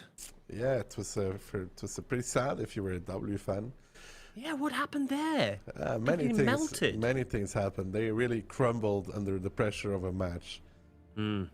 Well, good for us because now we get to watch a very exciting matchup between Mafia and Storm. And I think this one won't be as quick as the other ones. I think this one will be much more closer in results. What do you think? Yeah, I think so too. I think these two teams will be playing at least 6 rounds, at least. At least 6 rounds. Okay. Yeah. Well, wait a minute. In that case, it has to be at least 7. Yeah. Okay. Well, I'm just checking if you're, on the job, right? Yeah, I'm back. My neurons are firing. It's okay. So here we got the Mafia team, which has changed quite considerably in the last few weeks and months, right? Yeah. So from the first OLC to the second, they changed a lot. They still have some people that want it, but it's a different kind of team. Storm, we already saw their lineup before. Still a lot of experience. Again, just not enough against hit and run. But talking about W, the last time I saw any team crumble that hard under the pressure was in the last Euros, I think, in the finals. Okay. And who was that? Yeah, wasn't it England, Spain, or something? Oh, come on. So here we got the community predictions. 53-47. So pretty much as we were saying, that will be a close fought thing. But with Mafia, I think it's important to see how well they integrated these new players onto their team, and if they managed to get enough training in to get the team together. They should have been able to. Mapic and bans though. El Haluf being banned by Mafia, then Airfield being banned by Storm. That gives us Ensk into Westfield again from Storm, which is interesting because if you look at match number 1, Storm against Hit and Run, we know that the Westfield ended 2-0 for Hit and Run. So still a lot of confidence there. Yeah, I'm thinking, what is their thinking there with Westfield? They did do well with Westfield in the past, but today, I'm afraid the PTSD from the first match might creep into there. But maybe they have a really good plan, or maybe they're trying to trick Mafia into thinking that they're going to go with the same plan as against Hit and Run, and actually going to mix it up. Who knows? But then it's Ghost Town, and for Ghost Town, I'm very excited. I hope we get to Ghost Town because that's a map I enjoy quite a bit. It's a very, very flexible map in that you need everything kind of to work, right? You need the lights to be on the outside and the mediums, and you need the heavies in the middle for the brawl. Ghost Town is an interesting kind of map because you are quite split by just the design of it, unless you go for a quick cap play, which is pretty hard to pull off. So yeah, you have those mediums on the offsides, the heavies in the mid. It kind of depends if you want to play 1-2 line or 9-0 line. It's neither of the two is very easy, but more about that when we get there. Prediction wise though, Keyhands going for Storm, while me and Moff both going for Mafia. Kehan always has to be the odd one out. You'll realize that about it soon enough. He just wants to be interesting, Daki. But what's your thinking behind Mafia winning over Storm? Mafia has really good players, more experienced players even, because they have the core of Postro and then whatever was left over from Mafia. So I think that team has just the experience advantage of being in these sort of situations over Storm. But then the thing that I don't know, which is the unknown factor for me, is how much both of these teams trained. I have no idea. I know everybody trained, but the extent against who and how much, I don't know. So obviously, Ensk being a very brawly map, it's the smallest map in the pool, if I'm not mistaken. So a lot of heavies going in, but there's also the lights on both sides, which is a bit surprising. I would have thought maybe because of such a small map, the teams would skip the light selection, but they want to be sure to know what's waiting for them. I mean, the good thing about the RHM is that it's not just a light. If you've ever played it, for the people in chat, you know that the RHM is more of a little bit of a medium than a light tank because of its size. It gets good gun handling, it gets good gun, it gets good heat pen as well, it gets pretty decent DPM. So in terms of fighting, the RHM can be very, very nasty. But the spotting went well. Everyone everywhere spotted, so everyone's got the information they need. And now it seems that Sir Jacob, Lukin, and Virchat are all going to brawl into the city with Marcel and Profuse. They seem to have the numerical advantage there at the moment. Advantage indeed, but Mafia is just giving it up right now. They're just saying the 268 at K1 and the 75A is enough. They are not really proactive, they're just kind of sitting back, which is interesting because of course they'll have to deal with the cap at some point. So they have to start thinking about what is our move going to be. YOLO is going to be taking the info point, but with just that, it's not going to do that much. The only thing that Mafia has is they do have a decent amount of time simply because YOLO has a strike. He can always reset with that. But once he uses that, he will not get a second opportunity. It seems that Mafia is kind of trying to lure Storm in, trying to make them do a mistake maybe, to attack too heavily. Profuse is trying. There's a bit of an exchange of fire between Jordan and Profuse, but no hits going in. Conrad and Barkiz are trying to decap. Yeah, they're starting to pressure the rails now. After YOLO used the radio tower, they know that they can actually pressure this. He's using the plane to make sure that he gets a reset. That's again just to make sure that he doesn't miss the reset. Orchek tried to get it, he didn't, so YOLO now uses the plane. Conrad takes a shot in the meantime. And throughout this time though, if we now look at the battle, some damage being taken, but mainly Conrad being half HP might be a linchpin here for Mafia. If Storm repushes, then you run into the issue that he's half HP. DJ is going to take one from Barkis though, reversing like this. Yep. He's not paying attention there to Barkis. Barkis was a bit lucky there with that shot because he couldn't really go any further as he would get hit in exchange. So Jacob is going in though to reinforce that flank. He did take a shot, but oh, he bounced that. Oh, yep. He's getting some shots in. Sir Jacob doing this by himself is a mistake. He needs his teammates to come and help. He did use his heal, but he's gonna take double big ones there, and I think the fire finished him off, and that is just Storm. The repush, the right idea, the execution of it, absolutely terrible. That's why you should take a fire extinguisher. It actually is quite useful in these kind of situations, though not sure that if the Foch is one to catch on fire that frequently. If it gets shots in the back part, yeah, pretty normal. Barkis is in a bit of a trouble, but it seems to be able to.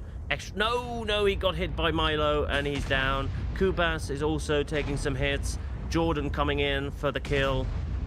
And will he take it? Oh no, not immediately. Yusek will probably be the one to finish it off as Storm is now fully pushing across the rails, and there you see the issue with the Mafia spread. Profuse and Marcel, those two tanks that were playing the JK line, now very far out of the battle, trying to get back in, and Conrad, who we talked about, that was low HP before, gets picked up by Storm, and even with this pretty horrendous repush from Sir Jacob and giving up his tank relatively for free, Storm is able to bring all of their guns into this 7-8 line, overmatch gun after gun, and Profuse and Marcel have had zero impact on this battle.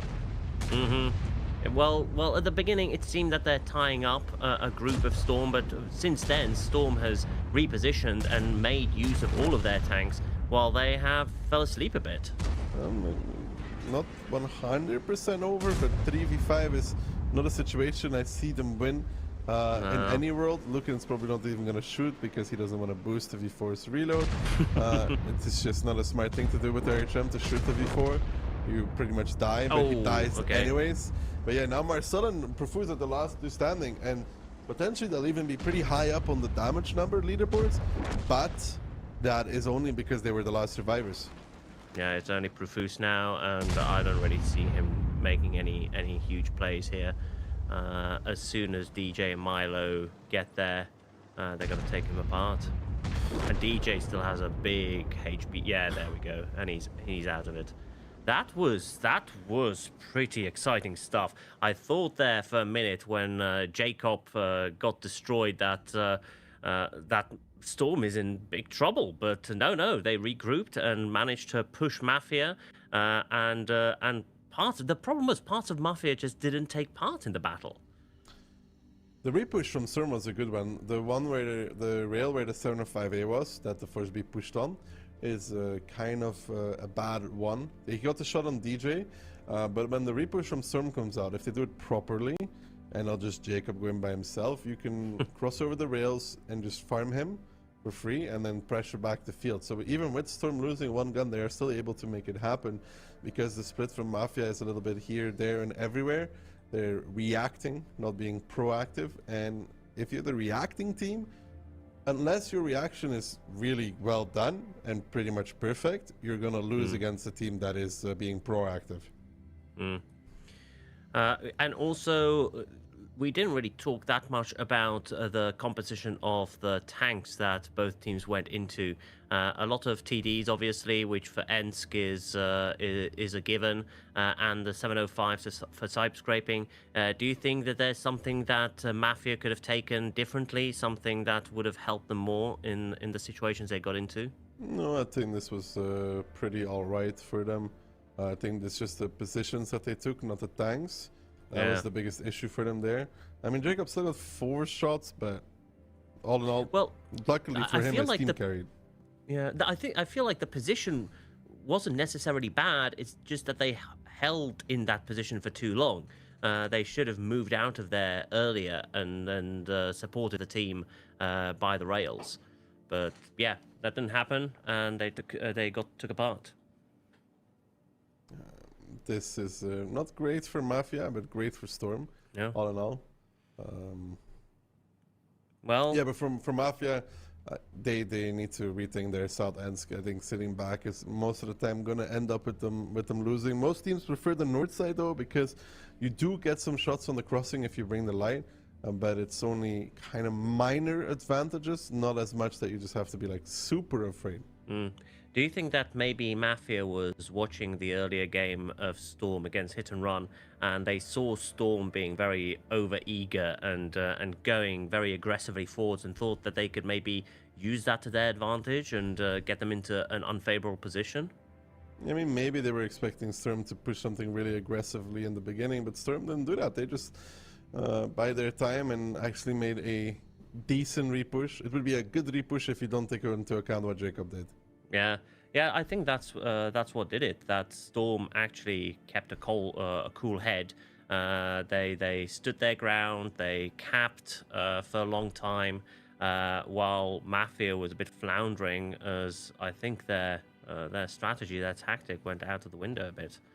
And then they stood by to that strategy for too long, and most of their team didn't even get part of the fighting until it was too late. Yeah, and that is the biggest issue. You lose a gun pretty much the same way as you lost Jacob, because the 705A gets focused out, so that was the trade-off for Jacob.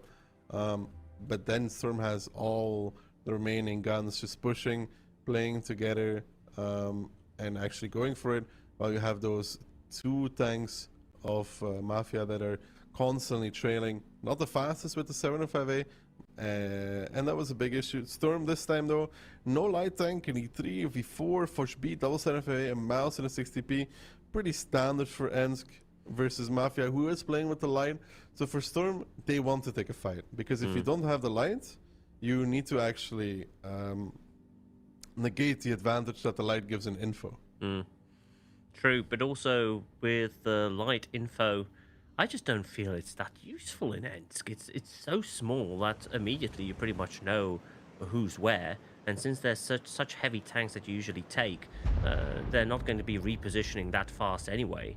But we'll see. Maybe I'll be proven completely wrong.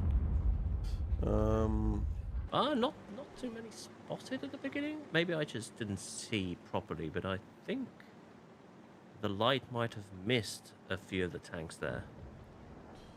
Normally he should hit everything. On the ends you can't really miss with the light.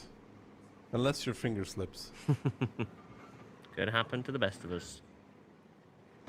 So we've got a trio of Conrad, Barkis and Ortek going through the eastern side, taking the artillery HQ there and an information point of interest. Yeah, the strike being taken for Storm. They could even get the radio tower if they want to. In return, Mafia pressuring over the field. Getting Zero Line and Richard there in that 60p might be in a little bit of trouble because there is no solid cover there. There's only destructible houses. So if they do shoot them down, they are going to find them at some point. So it will be on to Storm to do something in the meantime because you can ride out Richard. He's just going to slowly get picked off. Yes, well, 60 TP does need a bit of hold down, and there just isn't anything to hide behind.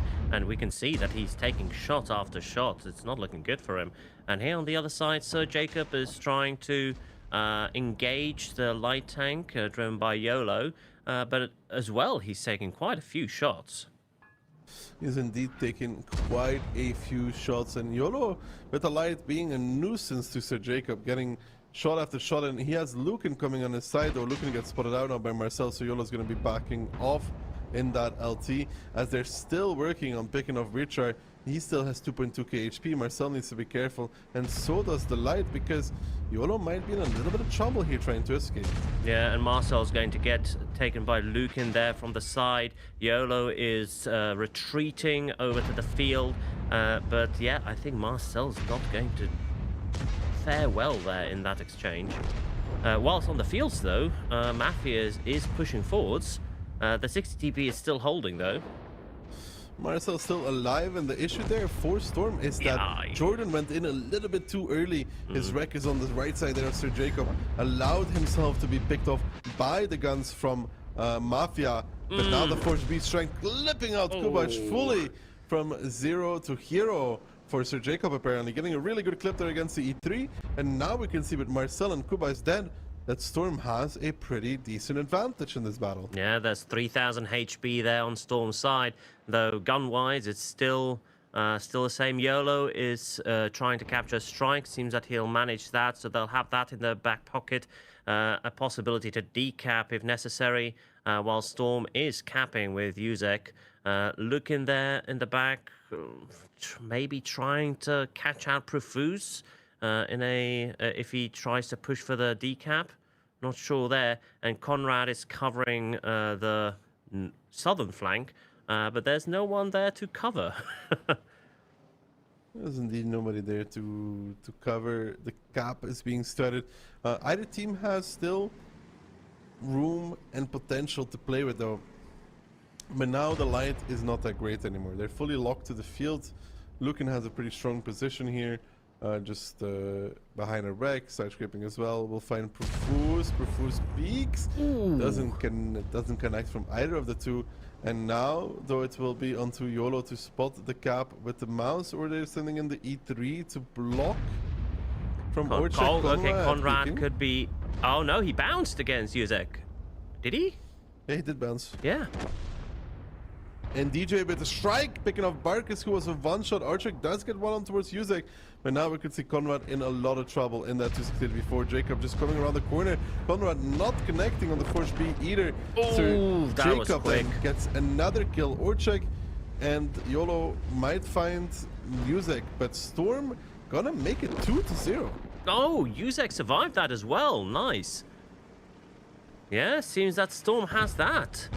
What happened there to Mafia? Well, they were in an unfavorable position. They were the ones that were under pressure to act, and they did act, and it didn't work out. They got outnumbered in places where it mattered, and they didn't perform where they had the numbers on their side. Even with this time around Jordan going a little bit too early and throwing his life away, Mafia still comes out ahead in this battle. So that's two battles where they basically had a guy... Storm comes out ahead, where that's basically two battles where they had a guy kind of go in too early and throw his tank away, and they still come out ahead. Maybe they were luring their opponents into a false sense of security. and throwing one life away in exchange for a battle advantage. But no, I'm not sure that's really a viable tactic in this tournament. But no, it seems that Storm really is picking up their game from their defeat against Hit and Run, and they're taking Mafia down to the bar and using them in all kinds of ways. So yeah, I'm liking what Storm is doing right now. Now we have a very quick map ahead of us. Before you know it, it could be 4-0. With Westfield coming in. And remembering as well, back to the map pick and ban, of course, it was Storm that picked Westfield, and it was Yes. Mafia that picked Ensk. Yes, it is. So but we also saw what happened with Storm when they picked Westfield last time. So there's no guarantee that they will perform well on Westfield this time, but there is definitely a reason why they're picking it. I think they're going to want to go aggressive. They're probably going to get their BZs in there. Maybe go 6 BZs again, do you think? I mean, I don't know what they're going to bring, but the fact that they picked it after getting dominated by Hit and Run is pretty interesting. Maybe it's a point of pride. Maybe they're feeling that now they have to redeem themselves and actually make Westfield proud. Yeah. Imagine they lose Westfield again 2-0. That will be the last time they pick it. Yeah, I think so. I think they'd have to ban that automatically in the next rounds.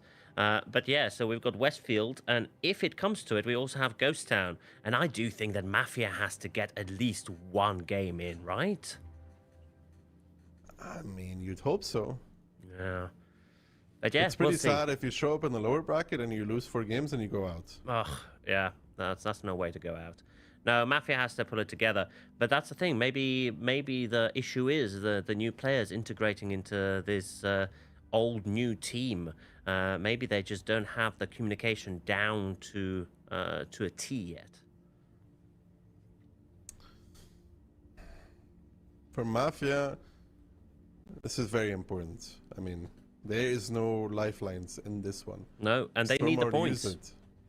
Oh, yeah, definitely. Yeah, but that's really good for all the other teams, though, as well. Still, you know, if Mafia goes out, that's good for Storm, right? Storm will be very happy with that. They also want to qualify to the Onslaught Legends Series. So Yeah, maybe this is the second coming of Storm after their a bit of a disaster against Hit and Run. Maybe they'll get to meet Hit and Run again tomorrow. So that could be quite exciting.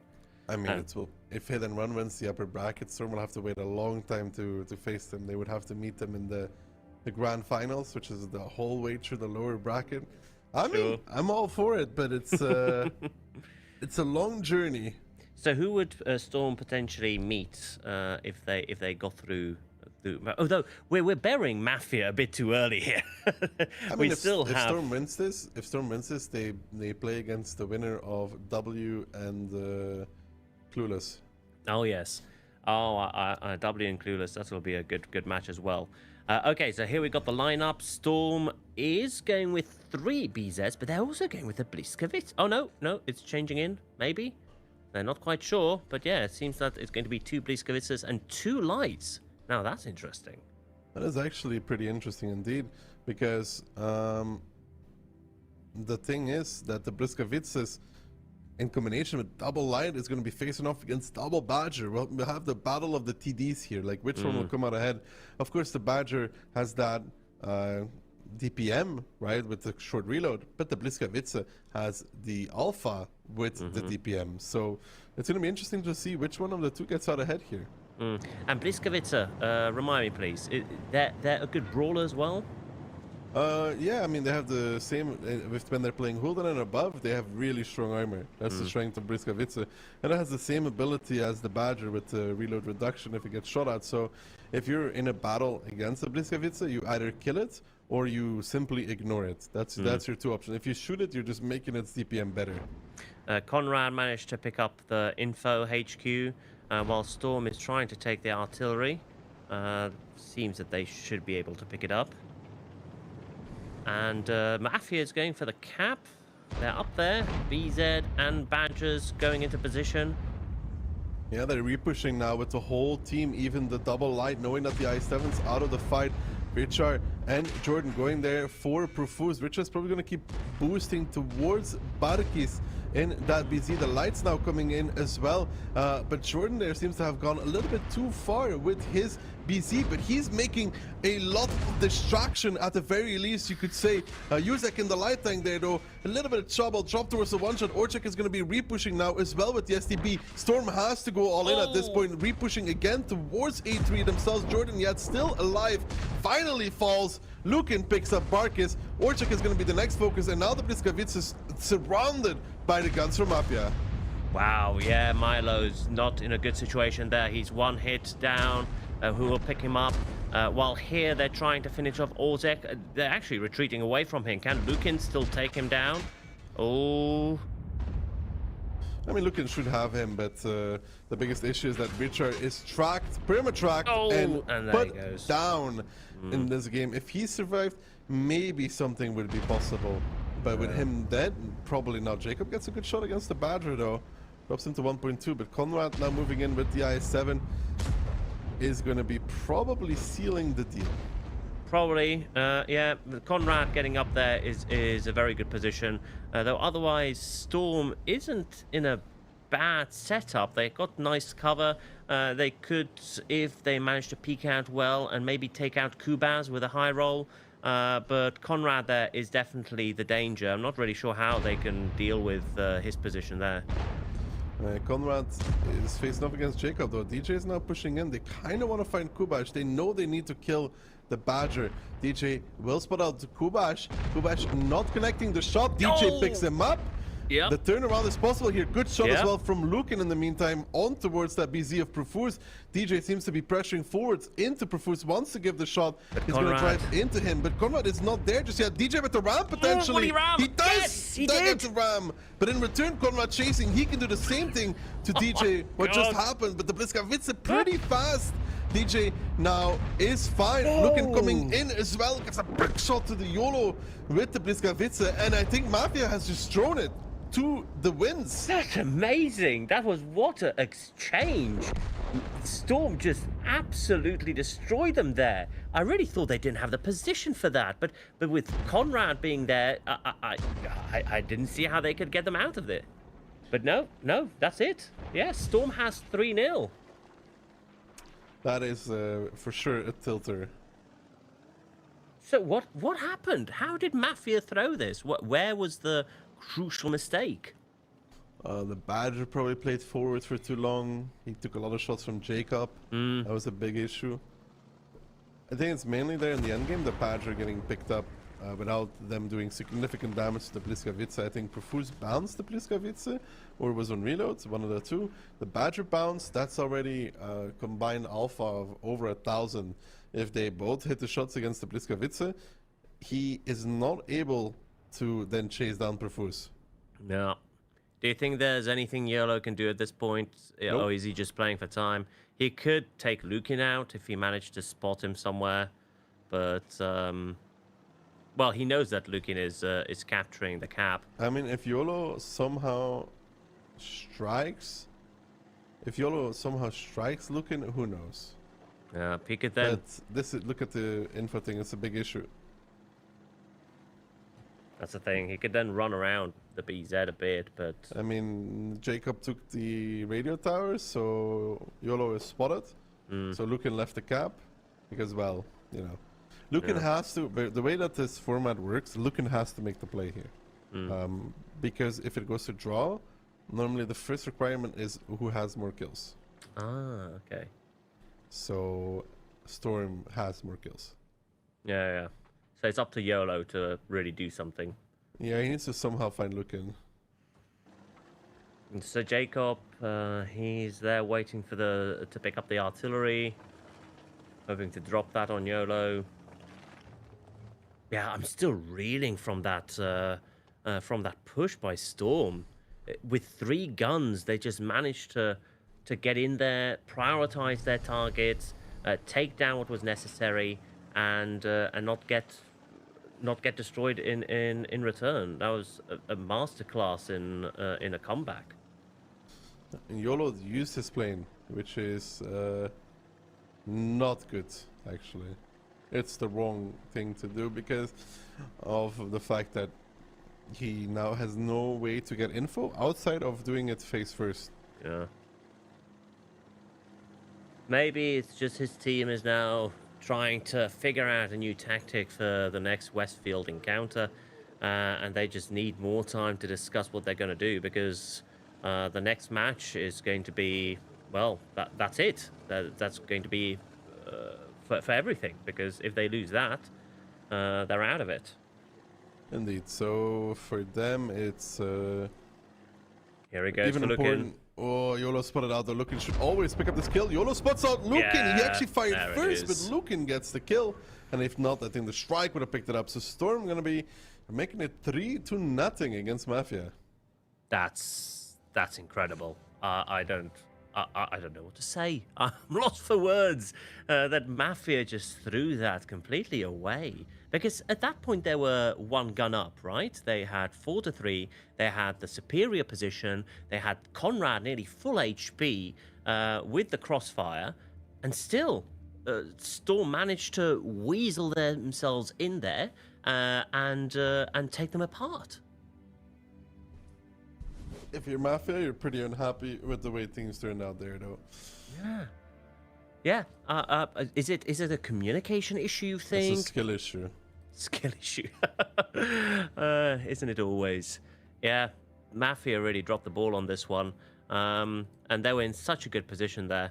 I was a bit rooting for YOLO to do something interesting there at the end, but there wasn't really anything to do.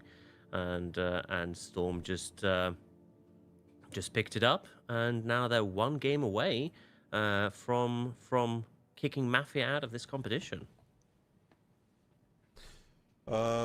And for Storm, that's a steal. That's honestly such a steal winning that round. They're very, very happy. Yeah. They get to play now 3-0 up in prime position to move forward. And since there's only, there we have 6 teams starting the event, they will be at least taking a top 4 finish. Gotta check again how that works for the points. I guess it will be updated later. But, it's amazing for them. Yeah, it definitely is. Though, to be honest, their plan probably didn't work out at the beginning. They're the ones who picked Westfield, and they were down. They were looking like they're out of it. We're pretty much already saying, okay, well, Mafia's got this one. But they managed to take it back. So let's see what they can do in the second round of Westfield, if they actually can pull their strategy off, whatever it might be, and what Mafia's answer to that will be as well. Well, normally speaking, they should lose that round if you're Storm. And if you repeat that round 9 out of 10 times, I think they lose it. So for them, that's a lucky steal. But I don't know if I see Mafia come back when you're down 3-0. I mean, 3 rounds in a row to then win and tiebreaker, it's not an easy task for any team. Yeah. Especially a team that starts in the lower bracket already. Yeah, I think their morale now has to be really down. I think their captain will now have to do a very, very good Theoden speech there to bring it back and to inject some energy back into the team. Because 3-0 in lower bracket, that's harsh. Especially on a map that they probably didn't really want to play, or if they did want it to play, now they're dreading it, I'm sure. Yeah, for sure. For them, it's a tough one. Okay, let's see what the lineup is going to be. So, Storm, they're going with 3 BZs. They're going with the E100 and 2 Foch Bs and 1 Rheinmetall Panzerwagen. So, quite a standard pick for Westfield, I'd say. Yeah, pretty normal so far for both these teams. Mafia is going without the light tank though. That's pretty big. We got to keep that into account. They will not have the info. They only rely on the fight. 5 BZs, a CS, and a Badger. They have to fight. They can't split or much. They can't split much. Just a little bit. I presume the CS will maybe go and try and pick up some information, but the rest have to make a big push. And there they are. They're going for the cap for the brawl. Which is exactly what Storm is going for as well, though. And that's a bit risky from Storm, because you see the light tank Lukin on the outside. He's going towards the strike. So most likely Conrad is going to be coming now with his BZ as well into the fight to try and overwhelm the forces of Storm. So Jacob coming in with the Force B, though. He should be able to get a decent clip at least. And he needs to be careful, though. The Force B with ability can still get focused out, which is exactly what happens. That's what you have to be real careful for with the Force B. When you have to make that peak, when you do commit for it, you always have to be careful not to get blown up. But there was quite a good strike there on Storm's side, pretty much hitting every tank on Mafia's team except for the CS. The CS is taking is racking up quite a lot of damage. Marcel is retreating a bit. Let's call it a tactical retreat. But Milo is still coming for him, trying to take that kill. But Mafia is making a big push there on the rest of Storm's team, and the HP difference is widening. I mean, this is pretty over for the side of Storm. Taking that fight against 7 tanks is really hard to do, IMO, especially more so if Sir Jacob has another moment in his Force B. Let's call it that way. Yeah, well, I just wanted to say we buried Storm before as well, and they took it anyway, but this situation, I really don't see how they can come back. It's pretty much only Milo. Oh, it is only Milo left. Okay, well, let's see how his last stand is going to go. Will he manage to grab a kill? The only viable one really is Barkis. Everyone else is pretty much safe from being taken out by Milo. And yeah, that's it. It seems that Mafia still has some fight left in them.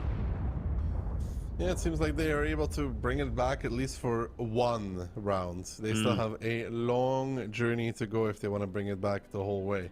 But this is the kind of gameplay I expected from Mafia. That was a good play on their part. I think Storm overcommitted there. Definitely with having a light tank. There were 1 tank down already, and anyway they pushed through, and Mafia used that to their advantage. Yeah, Mafia was able to. I mean, the most important part is that they all hit the first B, because if the first B gets to heal, he would be full HP again. So Jacob needs to work a little bit on his, awareness when everybody starts turning their guns to you. The ability will not save you. And it did not save him in this either. So good stuff there from Mafia, focusing out the first B, getting the initial kill, and then converting the rest of the round. I mean, the light again in this, the only reason why he has so much damage is because he hit that strike. Yes, yeah, it was a good strike. He managed it well, but it was a little bit too late. I think Mafia was a bit too confident going in there. Not Mafia, sorry, Storm was a bit too confident going in there in such force, and they didn't really then have the chance to use that strike to their advantage. But it was a good strike. I mean, the thing is about the strike in that scenario, it does a lot of damage. The downside of it is that it does very minor damage to all of the tanks. I think he hit 6 of them, but 6 times 350 against BZs is not that impactful. Yeah, but when you make a screenshot of the battle results, it looks good, right? That's Sure. Look, guys, I'm in the middle of the leaderboard. It's not my fault we lost. Yeah, no, so Jacob really needs to take some notes from you, Daki, I guess, because it's now two games that he did a pretty major mistake. Yeah, but they're still up 3-1, though. That's true. Okay. So that means we are going to Ghost Town, which I am happy about because I was hoping to see Ghost Town on my stint here with you, Daki. So what's your take on the Ghost Town? I feel like one of the 2 teams is going to try and finish it quickly, but potentially a cap play. Yeah. The thing is about cap play is it all depends on how the other team reacts to it. It can work, but it's usually down to a bad reaction from the team that gets pressured. But of course, it is possible. But I think either of the 2 will probably go for it. I don't know why. I have a feeling maybe Storm tries to, pressure the cap quickly to try and, finish the game. I feel like Mafia can't really take that risk, though, no? Won't they have to be a little bit more careful because they're still on the precipice? They did win 1. But any mistake here and they're out of the tournament. But maybe that's the time when you should take risks. With Ghost Town, what tank loadout what tanks are we expecting to see? I guess a A little healthy bit of mix. everything. Yeah, yeah. A little bit of everything. Light for sure. If they're not playing the cap, we might even see Leo, CS for 30U. Probably not E50, BC, E3. A lot of possibilities for this map. Okay, I like to see that because I like seeing all the different tank types working together. Okay, so we got Storm with 3 60 TPs, so that's pretty heavy. 2 CS 63s and E3 as well, and 1 light tank. So they're getting pretty heavy. They are indeed going pretty heavy. Mafia in return, a little bit of everything. 60p, i7, Mouse, CS, Leo, E3, RHM. Everybody gets to play a tank that they like and enjoy. So there's a little bit for all of them. Yeah. Seems like Mafia taking probably whatever each of the players is most comfortable with. And I do like seeing Leo 1 there in the roster. You don't see him that often in Onslaught as I'd like. The light's hitting all 7 in the beginning, so it's something to watch out for if the light hits all 7 or he misses the light. YOLO transitioning into the bush line immediately though. That is something you don't see too often from lights. It's pretty aggressive as well. He spots out DJ, who will have to stop at the 1st June. Looking, gives a shot towards Conrad, doesn't connect it though. The 60p of Richard will make it there before the 60p makes it there for the side of Mafia, I think. But we're not really seeing the quick play that we expected, right?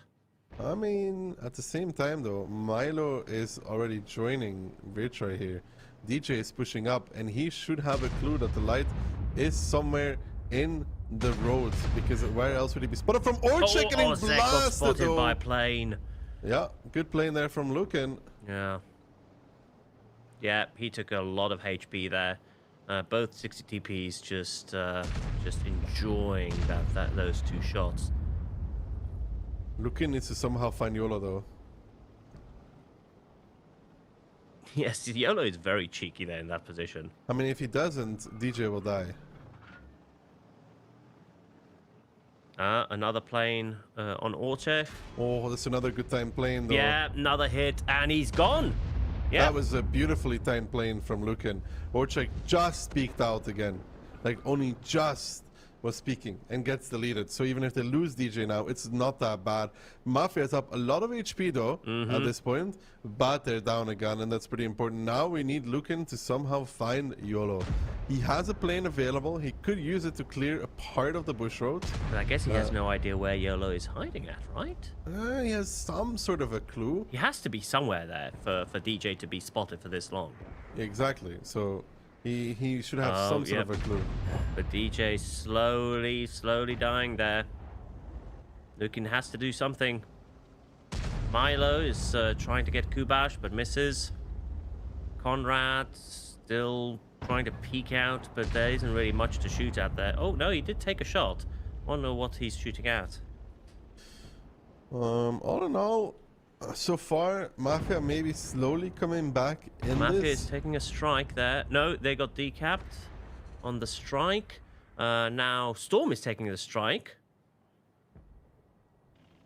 Ooh, DJ is slowly dying though, and that is the biggest factor here. DJ is slowly dying. Profuse tried to get that bottom strike, got reset by the big strike, and took a lot of damage for this running away. And Storm is now reacting by the fact that Profuse left the one line. You know, he was at F1 and had the one line strike available, but since he used it on DJ, they no longer have the strike available for the decap. The only one that has one currently is not even Kubash. Kubash doesn't even have his ability charged right now. So there's going to have to be a desperate decap here from somebody from the side of Mafia. Yep. They did kill DJ, but was it worth it? Will they now manage to... Yeah, okay, so there's one decap. Profuse, will he take another? Oh, the Profuse will just get pushed on now. Mafia Storm is using this as an opportunity to push out. You bait them close, then repush when you do get that, and just Profuse delete it. Oh, they played him like a instantly. fiddle. They played him like a fiddle. I mean, he had to, though. I think the Yeah. mistake there from Mafia is Profuse coming for the 3-4 line instead of controlling 1-2, and that gives up the strike.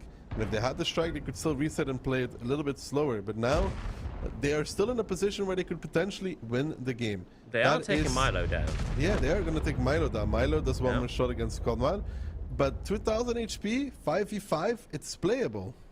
And also, though, Storm is taking another strike, so they have that in their back pocket.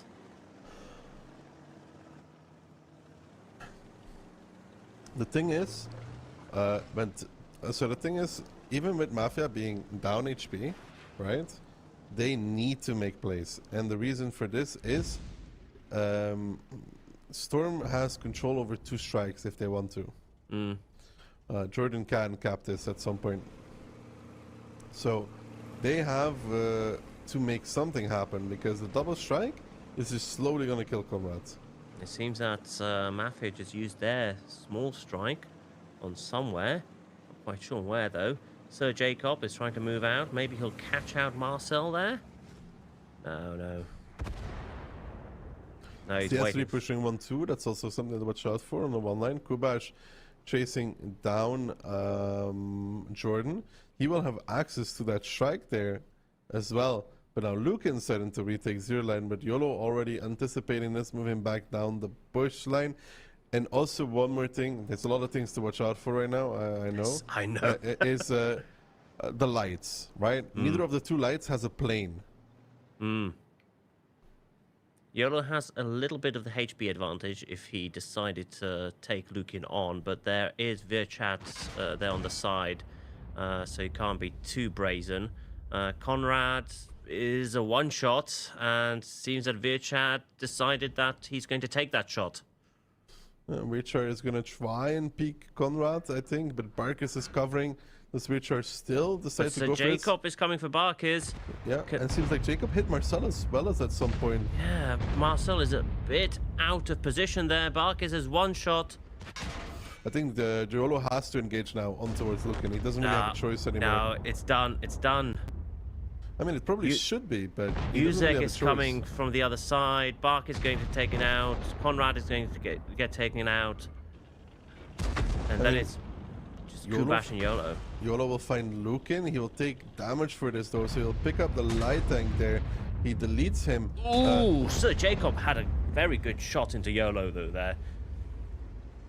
Yeah, there's no way YOLO makes it out of this. I mean, Uzek is coming with his CS on full HP. Kubash is coming in the CS on full HP to try and cover this light tank to the best of his abilities.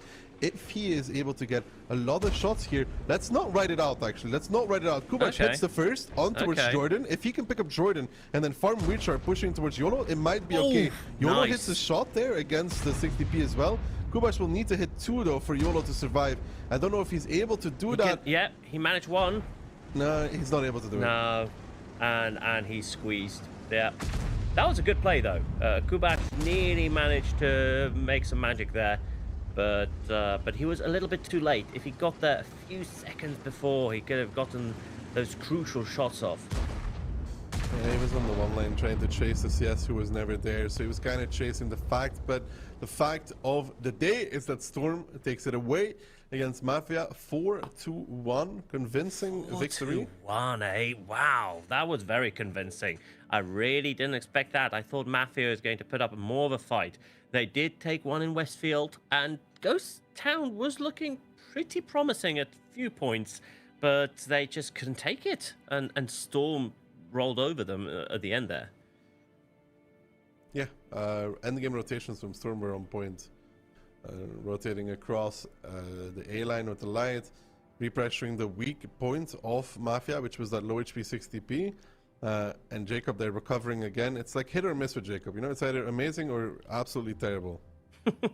Oh, you're really pounding on poor Jacob, but he did well. He did well. I mean, in this game, it is like 5k, so... Yeah, he did really well in this game. But that's the thing. This game is a great reminder of how much communication is key, because here there's so many changing positions, so many... at one point, the lines kept shifting, and even... Well, I'm sure you knew what was going on, but I had hardly any idea at one point what's going on all over the map. And there was little firefights in every corner, each of them very important for how the match is going to go. And in the end, Storm came out in that Battle of the Wills. Yeah, Storm made the better rotations at the mid-game point, predicting the CS maybe repushing 1-2 and deciding that, well, if the CS retakes 1-2, we're in trouble. Yeah. So I think, we make our own move before it happens. I think Mafia got a bit too focused on trying to take down DJ, and they kind of forgot about the rest of the team there, and they paid the price because then they had to react to the cap, which they nearly didn't manage to do. And once they did react to the cap, that was a trap, and they paid heavily for that. They did pay heavily for that. Now, looking at the tournament bracket, we have our first team to leave the tournament. It's going to be Mafia coming in and winning one round and already down and out, relegated away. Storm moving on. W against Clueless is going to give us the second team that will not make it into tomorrow. And W didn't have a very good showing against Cashback. Well, some, I think, moths called it abysmal. So I'm going to be quite anxious to see how they do against Clueless. Though Clueless, with their very cute logo, I think they've got the win pretty much certain. I'm rooting for them just because they have...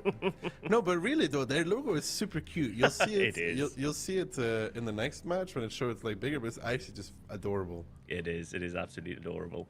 But yeah, that was very exciting. I enjoyed myself very much in this game, and in both of those games, though it was a little bit of a ruffle stomp in both cases.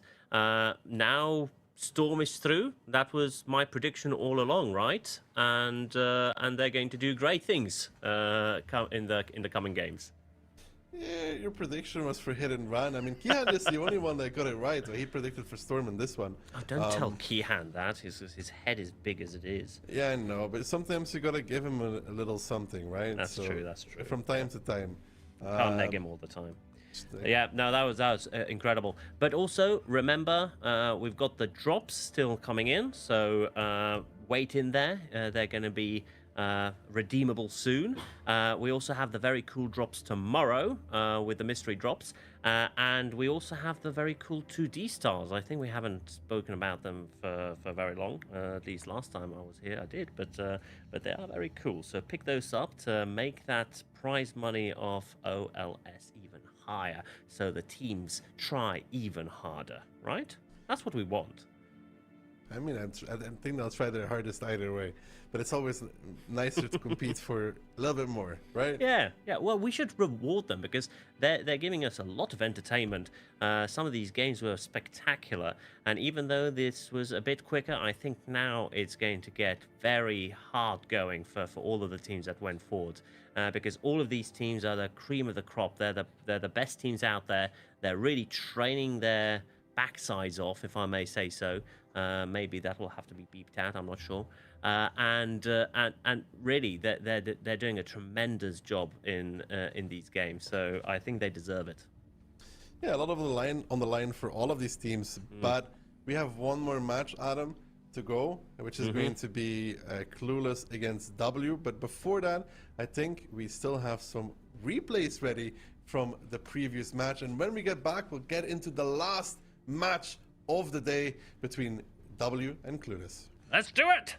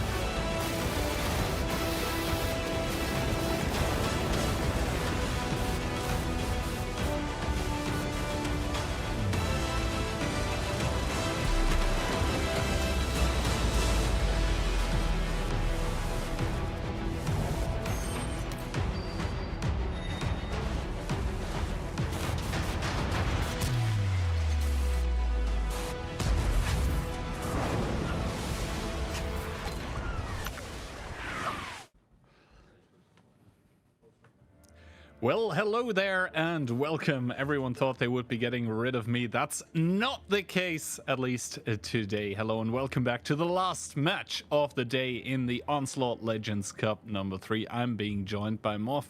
How are you doing? You came back from your vacation. That's nice. Classic, I would say. Yeah, so I have a bit of a stake in this one because anyone who knows, the Clueless team, they have some British talent in their lineup. So much as Daki was referring to earlier, it's the hope that kills you. I am going full British bias in this one. I am aided, the copium, the level of my delusion is aided by the fact that W key was so bad in the upper bracket game against Cashback that I believe that literally Clueless can pull it off. And they had a strong showing in the play-in stage for this event. They took down one of the other strong Ukrainian teams. Of course, everyone else will say W should be coming back in this one, but I believe in Ian 11, the British GOAT. He is Scottish, but much like with Andy Murray, if he does well, he's British. If he does bad, he's Scottish. All right. Well, first of all, community predictions, siding heavily with W. I think that is no surprise. W should be favored, at least name-wise. And if you're going with Clueless, then I'll do the same for W, because we all know Jackifer, Mr. Copium himself, is from Germany, so I guess I'll have my stakes on that one.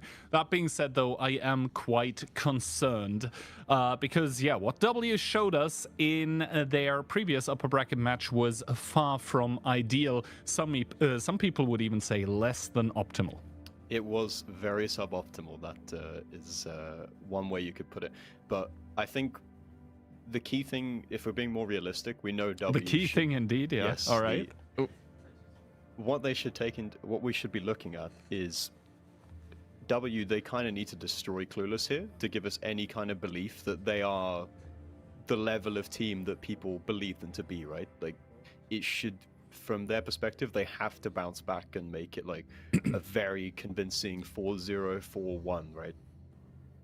I mean, yeah, and we are gonna start off on Ensk, which is quite the interesting thing since it is W's pick. And yeah, W was playing on Ensk before. We all know how that match ended. So I think, well, maybe that's a good sign coming from them, actually, because they probably identified some problems with what they did, and they think they can maybe get rid of them easily. Obviously, none of us want to see the cute cat logo destroyed, but that is not going to be of concern to the W players here.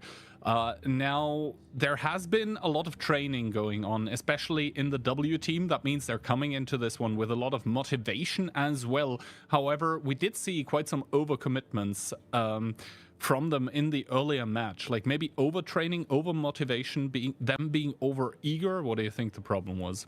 It was just disjointed. Everything they did was either slow or it just mistimed push, and players overcommit and not hitting shots and not knowing what to do, not reacting on the map. So it's, you know, for their sake, you would hope that it's just let's just settle the nerves. We want to, because, you know, it is a big deal, right? We don't have many World of Tanks LAN events, right? They want to qualify for China. It is a really big deal. So maybe they go into their first game, they're all like hyped up, and then they get their confidence knocked a little bit in the first game. It went kind of bad, and then the second game was worse, and then the third and fourth game were just a bit of a disaster. So hopefully for their sake, they can just hit the reset button and go again. I mean, they did have some time to hit that reset button, and yeah, that was exactly 5 rounds. The first lower bracket match here being a rather quick affair, like all the matches today. I think it went 4-1, 4-0, 4-1. So currently, some teams just on an entirely different level, namely Cashback and also Hit and Run. I am quite excited for that upper bracket final tomorrow, because I think so far both of those teams have just proven that they are a step above all the rest. But now we are in for that W against Clueless match, sorry, and we didn't talk too much yet about Clueless. Yes, Ian, their captain, I think if you ask him, he would say he's Scottish. If you ask Moff, then maybe he'll say that he's British, but I think it is fair to say that they are kind of the dark horse so far, at least this tournament. They are supposed to be the underdog, and that is also reflecting here in the predictions. I'm saying 4-1 to W, Ducky saying 4-2. You are going with a 4-3 tiebreaker victory. How much copium is in there? I'm up to the max. As much as I can get, I'm taking it all on board, ordering shipments from dealers like Jackifer, as we know very well. But, you know, to lean into the cope even more, there is a good chance, you know, like, W was so bad in round number 1. I know it's against Cashback. Oh, another puff. I know Cashback is like a step above, right? But Clueless, if you watch their play-in games, they were solid. They made good team rotations. Maybe they don't have like these sort of familiar names or these like players you would consider like all-stars, if you like, in the World of Tanks community, but they're still really good players. And I think that the mindset that they know that they're not supposed to win this game, like everyone thinks that W should be like one of the top teams, right? So the fact that they don't think they're not supposed to win could take the pressure off and just allow them to relax into the match. All right, game number 1 here in between literally Clueless and W. Literally Clueless on Ensk now coming in with a double 60, double mouse, a singular Foch B, and double E4, while W bring the light tank together with double E3, a 430, US 705, a mouse, and a 60 TP. So Clueless are going to be just that about the opponent's lineup, just because they don't have the light tank. Yes, they will be lacking the critical information in the early round of the game, but they're going to hope to make that up with bringing such beefy tanks. We can see Kushti there, another British player, by the way. It's not just Ian flying the flag. Kushti going over towards A0, going to take that anchor, very important anchor position, which just keeps the that side of the map locked down. Clueless already for the side of W is going into the strike. They've got the early info. Literally Clueless, they're going to take control of the city, so both teams just trading map control. Trading map control, but Clueless is going to be the first one on the RT strike here. He does capture it, no problems for him.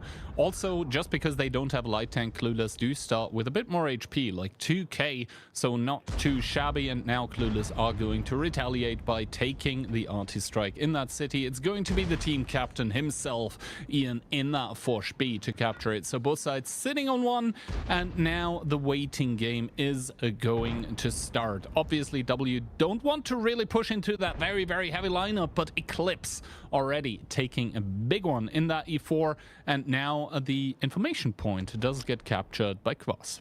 Yeah, that's going to be info provided for Clueless, which obviously they need because they don't have the light tank, but a very, very slow start to the round here. No one's really looking for any kind of engagement. It's only Tarks putting a shot into Eclipse, so this could be the longest round of the day so far. No one's even really making any kind of moves across the map. The RHM is rotating back, but Clueless can't really do anything at the moment. He's kind of just waiting for his team to make decisions about what they want to do. Frugo rotating south with the E3, so it looks like W want to cross back towards the city here.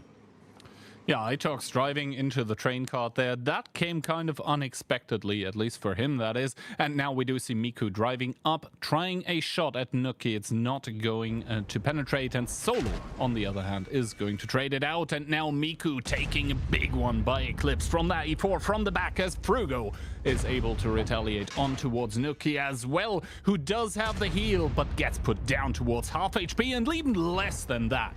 Nuki getting caught out in a really bad spot there and just taking a lot of damage. You got double E3 sniping with that 375 millimeters of APCR pen, so it's really tough for a mouse to angle, even if it is one of the most heavily armored tanks in the game. But there's trading flow for low. Miku's taking a little bit of damage. HP is still even for both teams here, but how does Clueless react to this? They've all been spotted again in the city, so they look like they want to make some sort of city commitment, but they don't quite have the tanks grouped up in positions to do anything about it. Eclipse and Eclipse taking a blind shot even there, but Nuki and Eclipse are both kind of just stuck in this position. So not really much for Clueless to be doing here. They even spotted rotating to the back of City, so anything that Clueless want to do in this situation, W know about.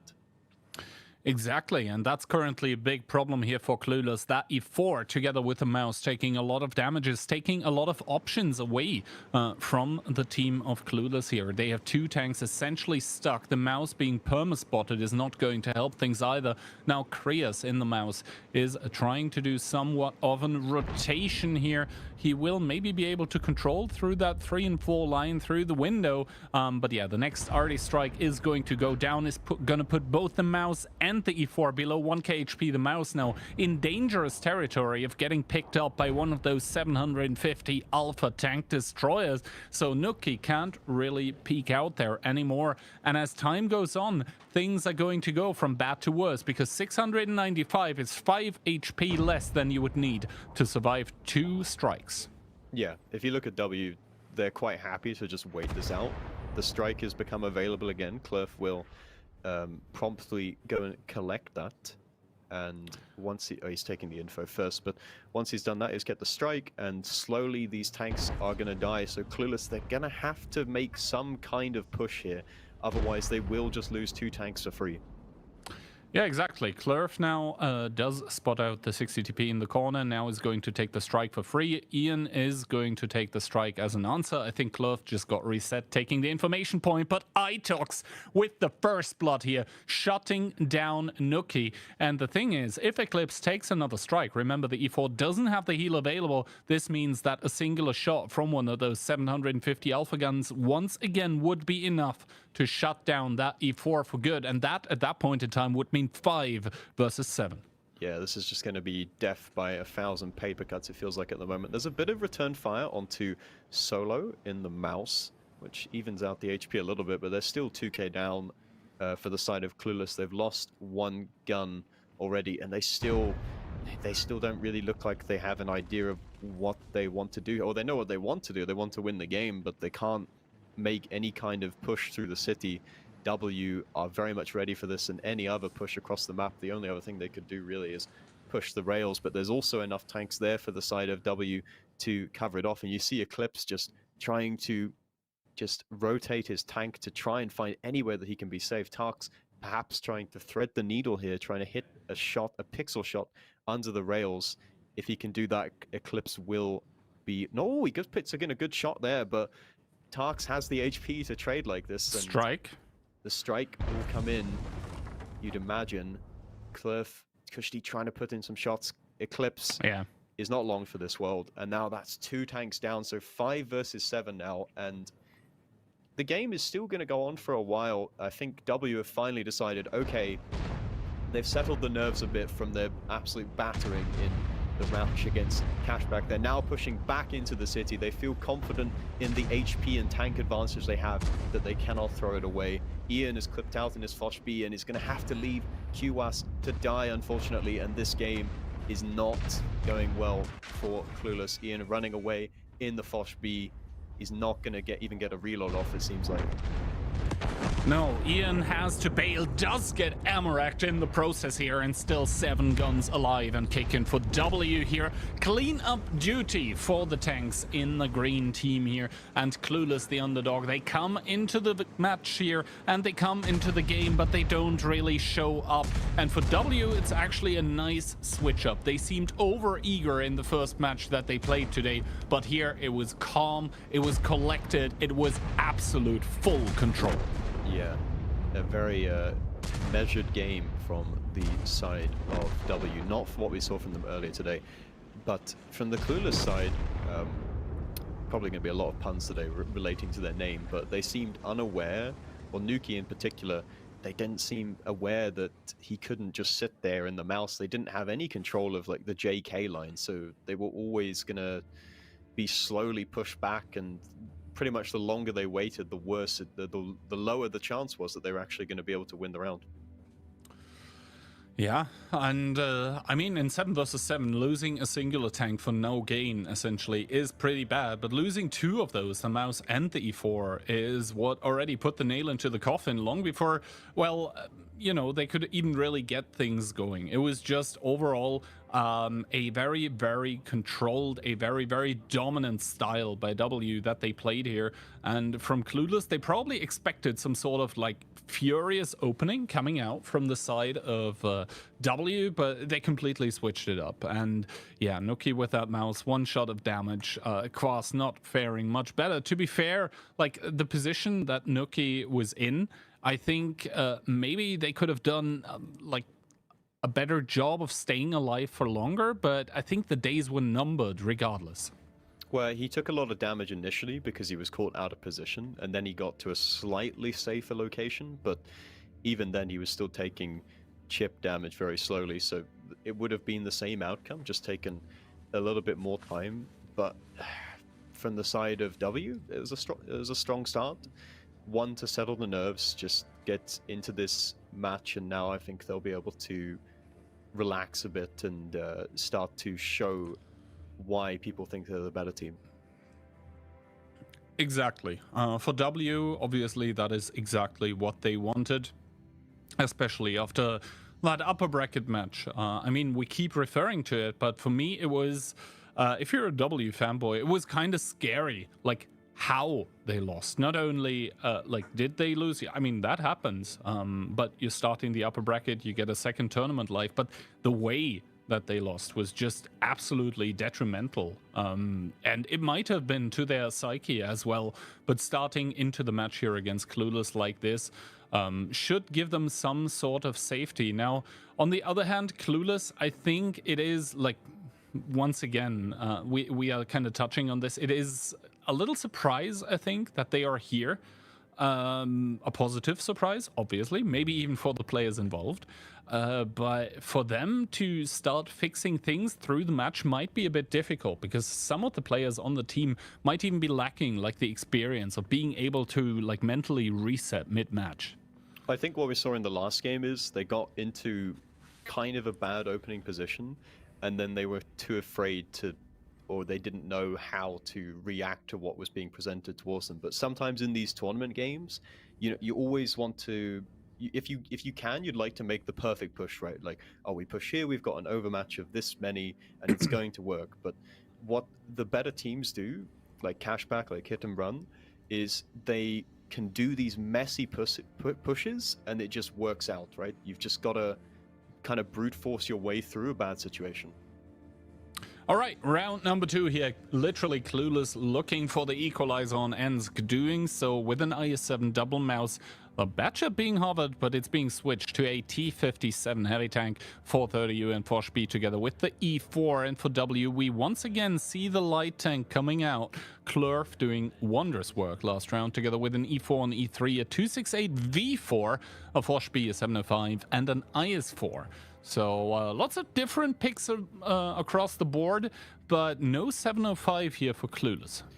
Well, teams are both one. Dejli's picked an IS-7, and then Itox picked an IS-4, and normally these aren't like sort of default picks, right? So you'd imagine that they have something kind of specific in mind for Itox, but it looks like he's just going to go towards middle. Dejli, as you might expect, is going to go towards that strike early on, so Clueless should have control of that. Once again, there's a tank going towards A0. That's Tarks in the 705A, so kind of a similar opening, but this time Clueless, they're not leaving anyone towards the base of the rails for control, so they're going full 890 line, and we'll see how that works out for them, because W will have early control of the cap.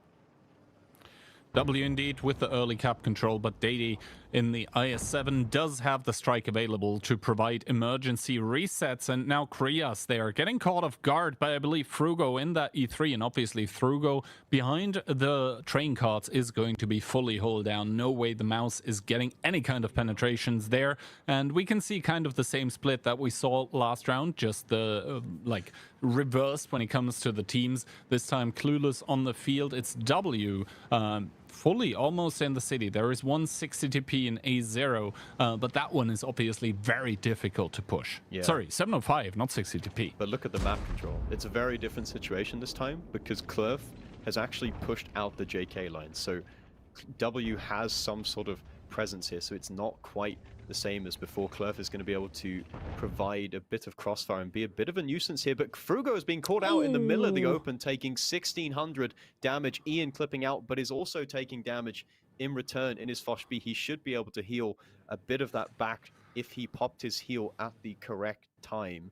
And it starts ticking up now, but it's not going to be as much as you'd like. There's a push coming, though, from the side of Clueless. They're trying to finish off Frugo, and they do so. They're going through the middle. There's a bit of a crossfire there. They need to pick a direction and decide what they're going to focus out. They're splitting off in all kinds of different directions here. Deshti pushing on towards Miku in the 268. That's not the kind of tank that you want to focus out here, especially the 430U needs to put in the DPM. A missed shot there. The DPM needs to kill Miku very quickly, otherwise Miku is going to just continue to put shots into Deshti. Strike comes in as well. Miku will fall, and that will put Clueless 2 tanks up. Clueless indeed now 2 tanks up, and they're not looking to let go. Itox there getting caught out as well in between all of the Clueless tanks, dropping down towards one shot, and he's gonna get picked up by Krias in that mouse. Now it is 7 versus 4 tanks, and now the Clueless guys are showing why they are here, are showing how they made it into the player stage of the OLC number 3. They're going to put the first one on the board for themselves. Yeah, the 3 tanks up now. 18 seconds left on the cap. Got You Baby's peeking back in, but takes a lot of damage to the face for trying to reset. This one is only going in one direction, and literally Clueless could show that they do in fact have a clue about what they're doing in these Onslaught competitions, as it's now 7 versus 3 situation. 5 seconds left on the cap. I think they're going to put their first point on the board.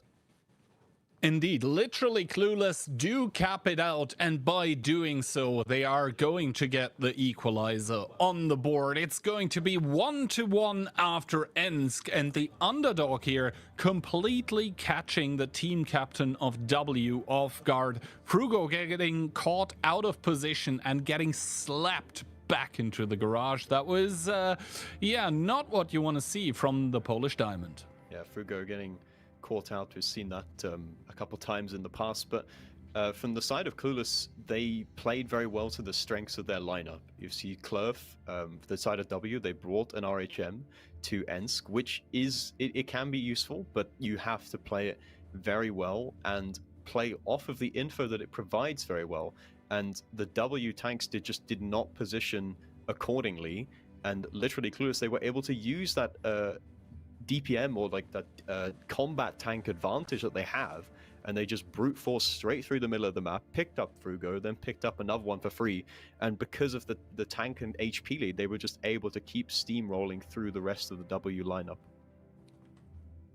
Exactly, and that's not what you want to have happen to yourself, right? As soon as the opponent is able to like get that cascade effect going of just having more guns, having more effective DPM, at some point in time you're just faced with impossible odds. And we saw that Clueless, like, they didn't even opt to go for all the kills here. They just said like, all right, let's finish this game swiftly to get on towards the next one. And yeah, Ensk 1-1, and W here against the underdog not really showing up in round number 2. Was it individual misplays by Frugo? Was it maybe an oversight in the tactic that they have?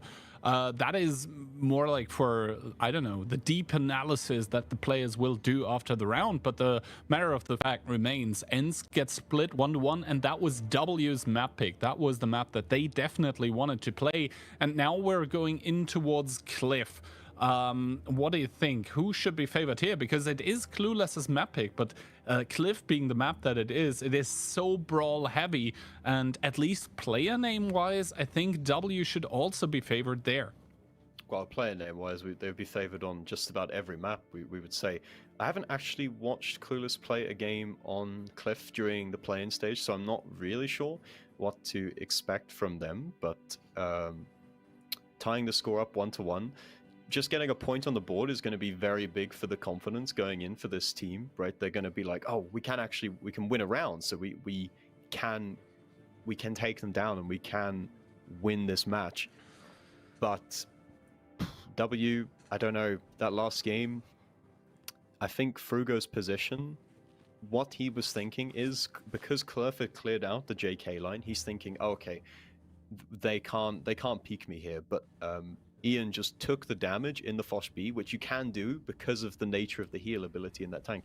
He took the damage, made the cross, and just caught him out in the open, and they were able to convert it from there.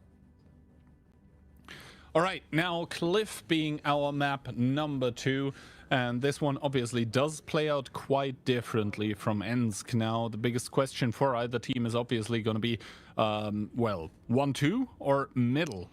And I think it is fair to say that both teams should be picking RHMs here just to get the information. Obviously, with the next iteration of Onslaught, that will be ever so much more difficult, with the LT most likely having a 3-second cooldown at the start of the match before being able to launch the plane. So we're going to see a lot more missed tanks with the plane spotting at the start then.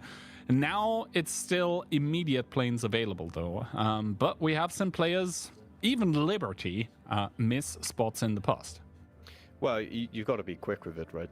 With the technique for placing the plane on the minimap, pointing your gun into the sky, and then immediately going into the strike mode to be able to place that plane at the start. The second plane, it can also be quite important on this map because as it's quite easy to predict the tanks going from top side.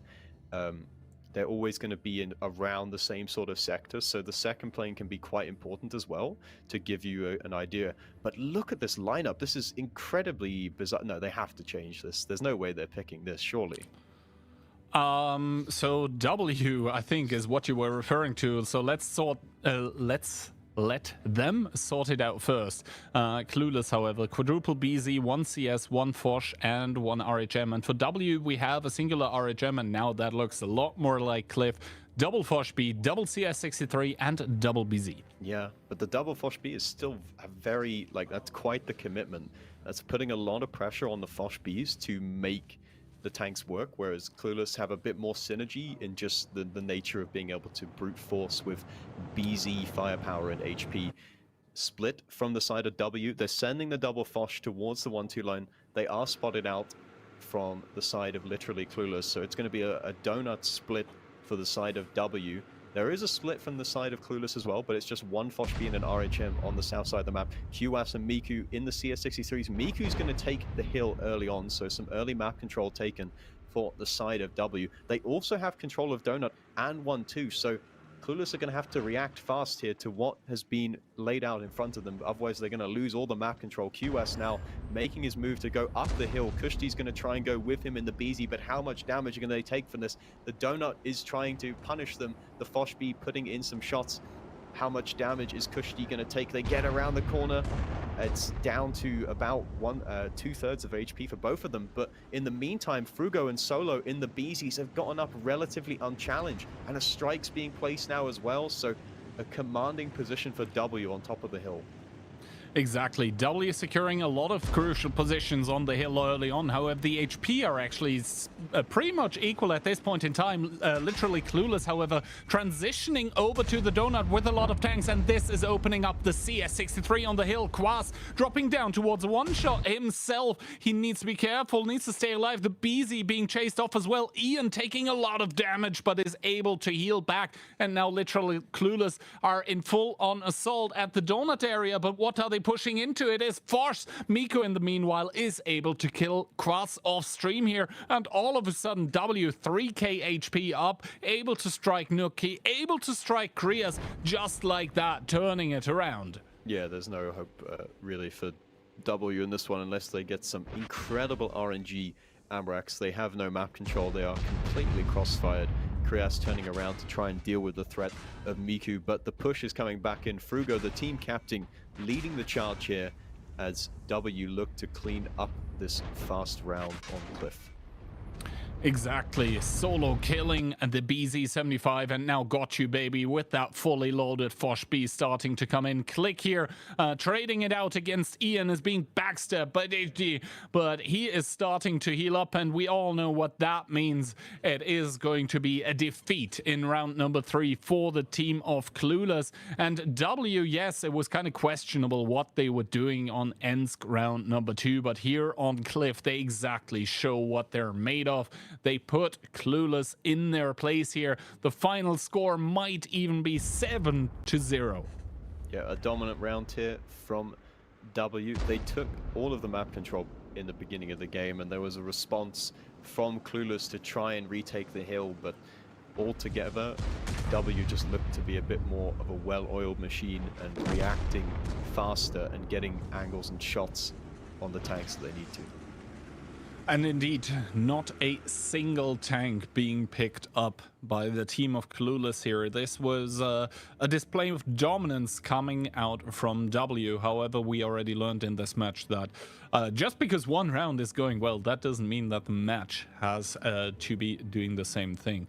But yeah, for Clueless, kind of concerning, I think, because the moves that they did, sending some people up towards the hill, having no answer towards the enemy tanks going up, and then not being able to push out Donut, that also felt a bit, I think you used the word already, disjointed.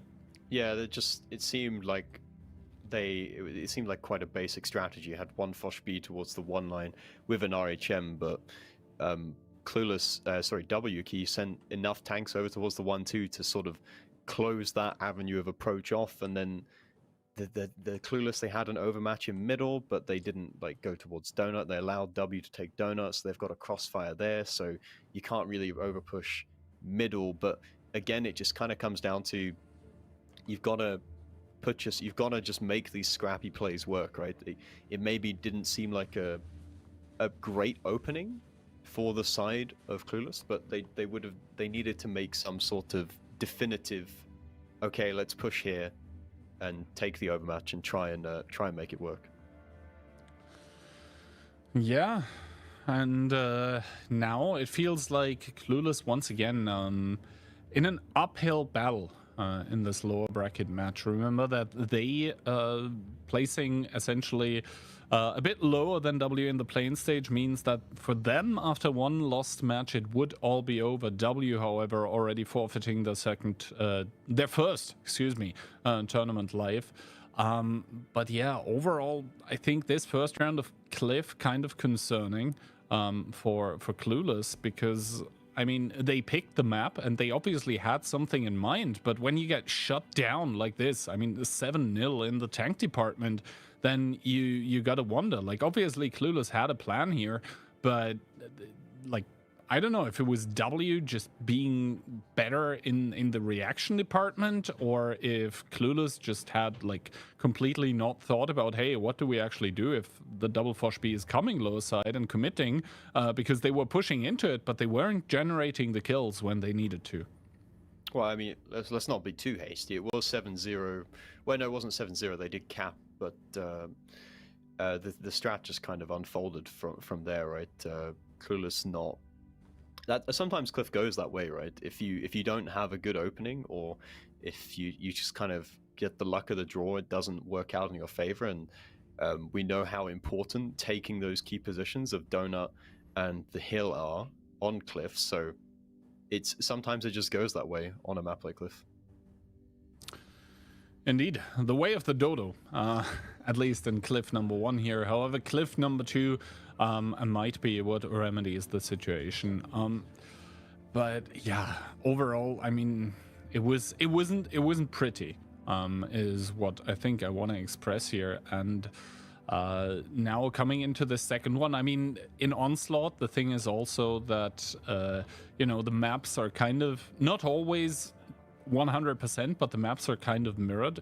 I think Cliff is one of those maps where it actually differs, like what side you spawn on, what options you have, but it isn't that much difference. So Clueless definitely need to adjust something, and hopefully for them, from the side that W just won from, it'll go a little bit better.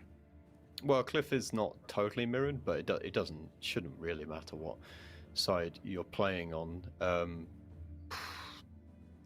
I don't know really what to expect going into the next one. Like you said, you said going into it, Cliff, you gotta think fast and be able to make those fast rotations. And probably, you'd think the map picks would actually be reversed, and W would feel more comfortable picking a map like Cliff, and Clueless would be more comfortable picking a map like Ents, just because of the speed of the gameplay. Yeah, now, however, it's working out in this weird way where W actually picked a map where we would expect Clueless to be more likely to pick it up. Then again, obviously the teams have been preparing a lot, and maybe they just found something on some maps that they really, really like, and they don't expect that of other teams to know that yet. That is something that is obviously hidden from us. Now, however, I think it is time to go into the map video for the next battle here, and that is going to be cliff number 2. Never mind, let's head directly into the lineups. And Clueless now bringing that double 50B together with triple BZ, 1CS63, and the Rheinmetall. W, however, bringing a 50B, double BZ, double CS, a Foch, and the Rheinmetall. Yep, 50B.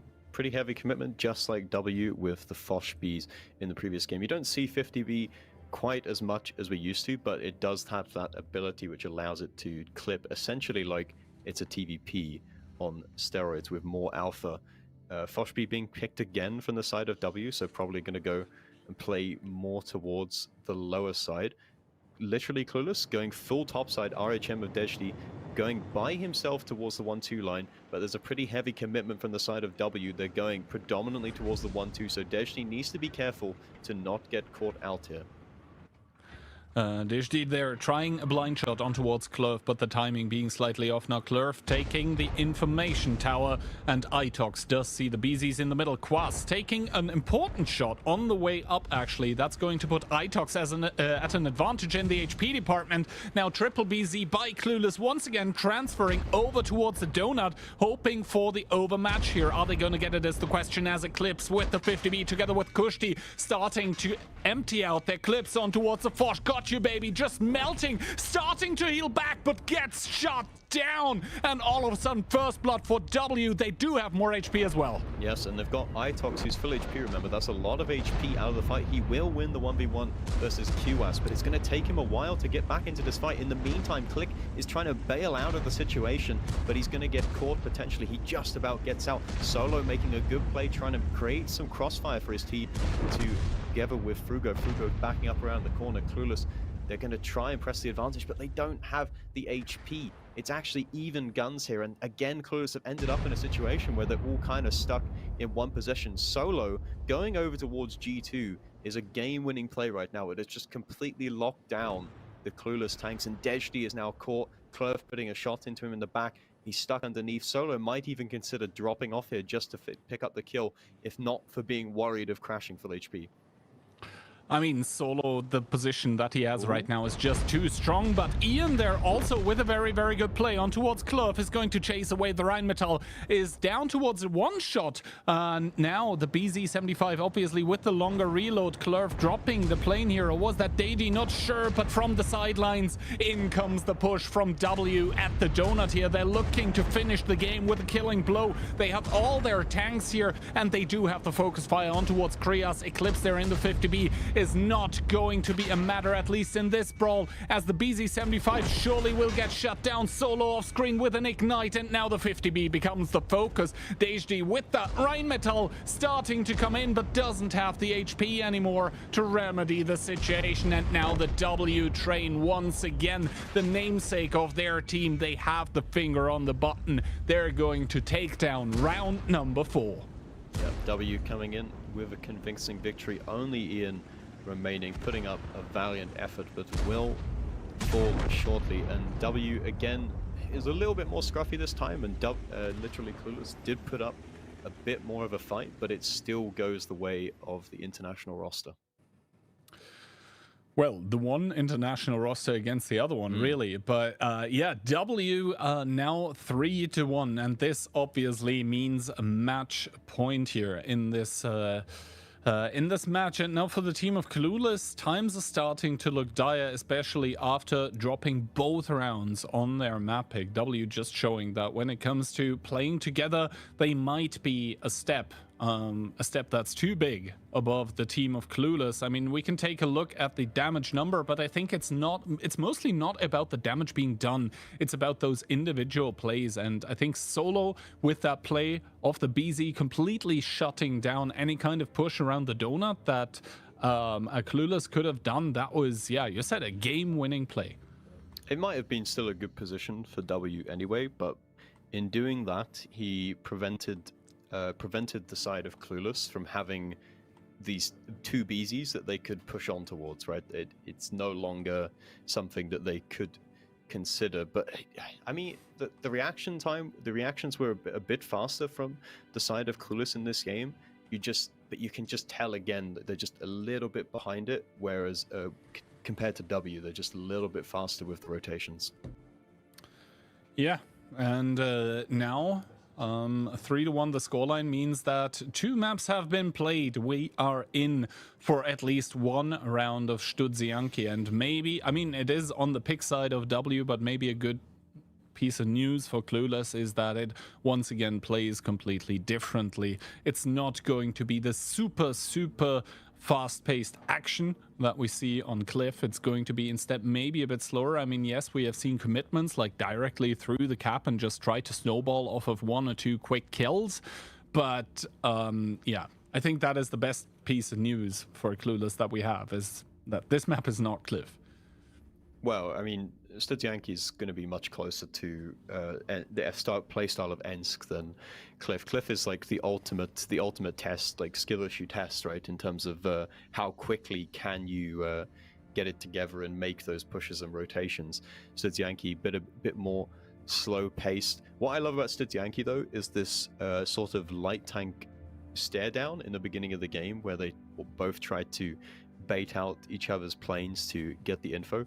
W did had quite a good solution for that we saw in round number 1. It was one of the only good things that you could take away from the hammering that they took against Cashback, which was putting an IS-7 into that radio tower shown on screen, and then putting a tank behind it so he blocks it off so they cannot get the reset. I thought that was quite smart. Yeah, and now it is tournament survival on the line for the team of Clueless. Meanwhile, W, after a... do we go there? Yeah, I think so. After an embarrassing match number 1 from them, now it is redeeming time for them, I think you could say. It is a very thankful opponent that they do get matched up here in the lower bracket against, as harsh as it might sound, but I think from all the 6 teams that started off the day here in the bracket, Clueless was probably considered to be the weakest, and so far W, except for 1 round, kind of looking like the dominant team. Clueless now trying to stay alive, trying to put 1 more on the board, and then another one, and then another one, coming in with double 60 TP, a singular mouse, an E50M, 268V4, E3 Rheinmetall, and W on the other hand, a singular 60, an IS-7, never mind, double 60 TP, IS-7, double Fosh B, 268V4 as well, plus the Rheinmetall. I'm trying to hold my reaction here with these Onslaught picks now, because there's a couple times that teams have baited me with the last minute changes, but it is going to be double Fosh B. It looks like double Fosh B and a 268V4 being picked from W, which is quite the commitment. Ian rocking the E50M, which is a classic sort of random Onslaught pick. It's not been picked. I don't think it's been picked at all so far today. But that tank is very good if you're playing Onslaught in the solo experience with the ability active. Itox is going to try and take the info play with the 268V4, trying to bait out a plane early on that is not used by Dejdi, does not fall for the bait. It's actually double 268V4. That's something you don't see every day. Both 268V4s baiting out the plane here. Cliff actually used his, so the plane's being baited out. Dejdi still got hold of his at the moment. Itox is taking the info for the side of W, so that is key. He's not managed to get reset. A shot does come in and return fire as well on towards QS, but he did get the info, so that is very useful for the side of W. And now Frugo here is in the middle of the map, close towards the cap, and he does secure the artist strike. Meanwhile, literally Clueless are going to take, finally, the point of information with the 268V4, of course, that did end up taking a shot earlier. However, W are going to be playing from an HP disadvantage at this point in time. 2000 HP less, because Frugo did bleed quite a bit for getting into that lower ground position, for being able to secure the artist strike. And now it is going to be on the outside, a very, very interesting interaction. By outside, I obviously mean the south, where there is Rheinmetall against Rheinmetall, but one side of Clueless, they do have the E50M as backup, and on the other side we have Got You Baby with that brutal Foch B auto-loading clip. Nuki getting spotted in that 60 TP close towards the cap, together with Kushti, but I think both of them are able to stay safe for the time being, and Clueless kind of hanging back a little bit currently in that southern area of the map. This means that W should have the better avenues of fire. The 268v4 is rotating. That's QS rotating over. Ian is spotted out though, so that's a bit of info given away from the side of Clueless. But I think W, they seem more than prepared for this south repush. You've got Frugo there in the IS-7, able to support. There's a Foch B rotating over towards the south. So from the side of W, this push, they look like they're going to be in relative control of it. They're expecting it to come. Frugo is driving more towards the south. It's going to be a 4v3. It just depends on the timings of who goes in when.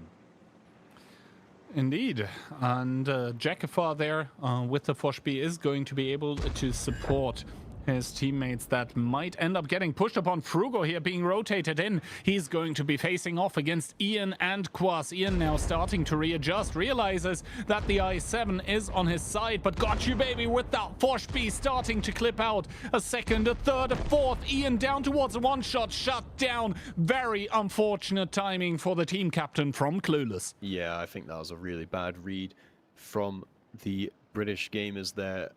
You've got double Foch B.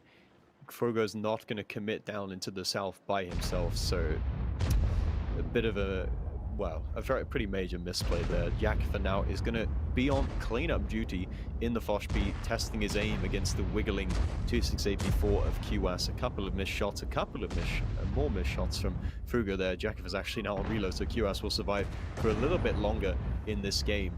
The HP is starting to chip back away slightly in favor, but still Clueless are down 4k HP here. Krias is trying to make some counterplay on the other side of the map. Nuki as well, but Nuki's getting crossfired. He's going round the outside, getting shot from all kinds of different directions from snipers across the map. And this counterplay, this counter push, it's desperate from the side of Clueless, and it will lead to their demise in this tournament.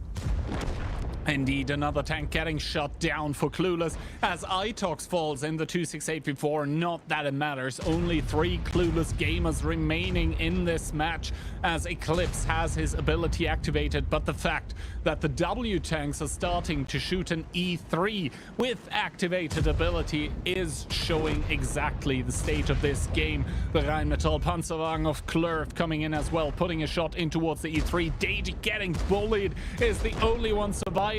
And now Got You Baby, the one with the final kill of the match. W, the first match of the day, didn't go so well. The second one, they are the smiling victors.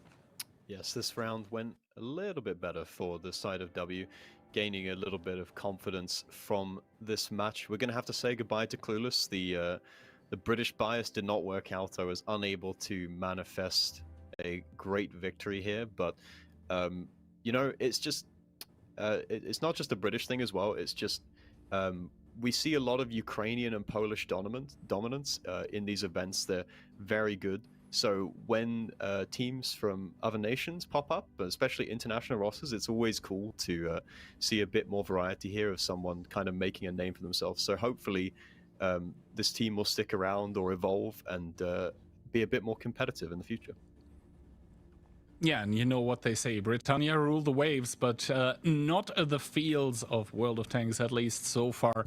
I think we can take a look at the damage numbers, but I think it really is all down to this initial engagement, and I think it was indeed maybe a bad read from Ian here. That was the problem that started all the other problems for the team of Clueless.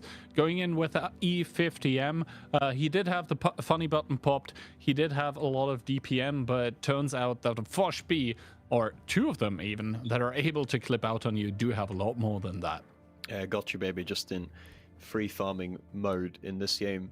One thing I do want to bring up though is, like, as far as W are concerned with their level, they played against Cashback, which undoubtedly was like a step above, right? And now they've played against Clueless, who they were clearly better than, so a step cut above them. So you still don't really know. You don't really have any kind of bearing as to how, like, where W actually at. Like, you don't really know what to expect from them in the future going forwards tomorrow. I tend to be on the same page there. So yeah, their match against Cashback, it was clear that Cashback, at least today, was better. Tomorrow it'll be an absolute banger to watch Hit and Run and Cashback battle it out, because so far I think either team has, well, been tested, but not to the limit. I think is a fair way to put it. But now let's take a look at the tournament bracket of the OLC number 3 and see where we're at after this first day of playoffs. And yeah, we do obviously see Hit and Run and Cashback winning their respective upper bracket semifinals. They are going to hopefully provide us with unparalleled action for the upper bracket final tomorrow. And in the lower bracket finals, quarterfinals, I'm sorry, earlier today we did see Mafia getting knocked out by Storm, just completely blown away, and W pressing the key here against Clueless. So both Storm and W are going to be meeting. Those are the two teams that did drop down from the upper bracket semifinals, meaning that, yeah, there was a reason why they started there, but there were also good reasons why they are now in the lower bracket. The winner of that is going to fight the loser of the upper bracket final, and then obviously we've got the grand final tomorrow. That is going to be a match that has higher stakes than anything that we've seen in, I think, years in World of Tanks. Obviously, the winner is going to go towards the Onslaught Legends Series directly. I think currently the prize pool is at 44,000 euros, not US dollars, so a bit more in American currency. Please do not stop contributing, because obviously we do want to reward our players for yeah, the awesome stuff that we see from them. But also, we mentioned it multiple times, the winner of tomorrow is going to book the tickets towards Chengdu in China for the WCI in November. And then next weekend we are going to find out who the second European representative is going to be, with Europe obviously being the title defending region and Hit and Run actually being the defender of the title. But yeah, it is a lot of stuff currently going on, and I love it. Yeah, well, it'll be interesting to see what Cashback can do, because obviously we didn't see this team in China before, and they've kind of come onto the scene more since then. So could be an interesting affair tomorrow. Yeah, and that being said, obviously we do have Twitch drops today. We have them tomorrow as well. Again, tomorrow we have mystery drops with the Panther M10, with the T92. But most importantly, if you were not able to claim your drops yet today, then we are going to be raiding over to a very, very beautiful human being. His name is Dakilzor. So at the end of the stream, we'll be raiding him. You will be able to keep claiming your drops there. Please also do say hi from both of us, from Moff and from myself towards him. I listened to him earlier, as always, a Ducky with some truly sick casting, so huge thanks that you can bring over to him. And other than that, what do you think is going to happen tomorrow? I mean, upper bracket final, Hit and Run versus Cashback. It's a banger for sure, but like, who do you think has the edge? I don't know. I mean, it could go either way, really. Both of them with a dominant performance in their upper bracket games. Those two are definitely the ones to watch. And to be honest, based on what we've seen today, whoever loses in the upper bracket final, I think they're just going to meet again in the grand final, unless we see anything different between Storm and W in the lower bracket. I mean, that could be really close as well, right? Storm got beaten by Hit and Run, and then W got battered, but then they kind of came back and shown us a bit more of what they're about, so that could go either way as well.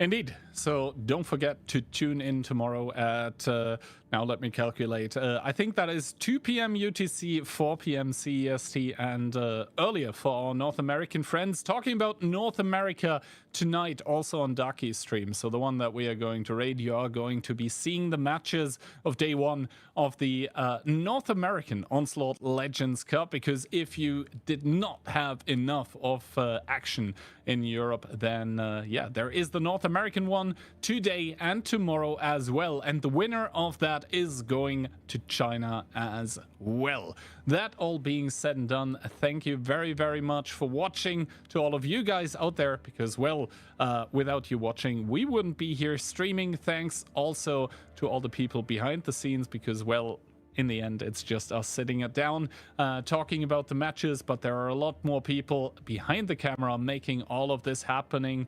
And with all of that, thank you very much, Moff, as well, for casting with me. We'll see each other tomorrow. Bye-bye.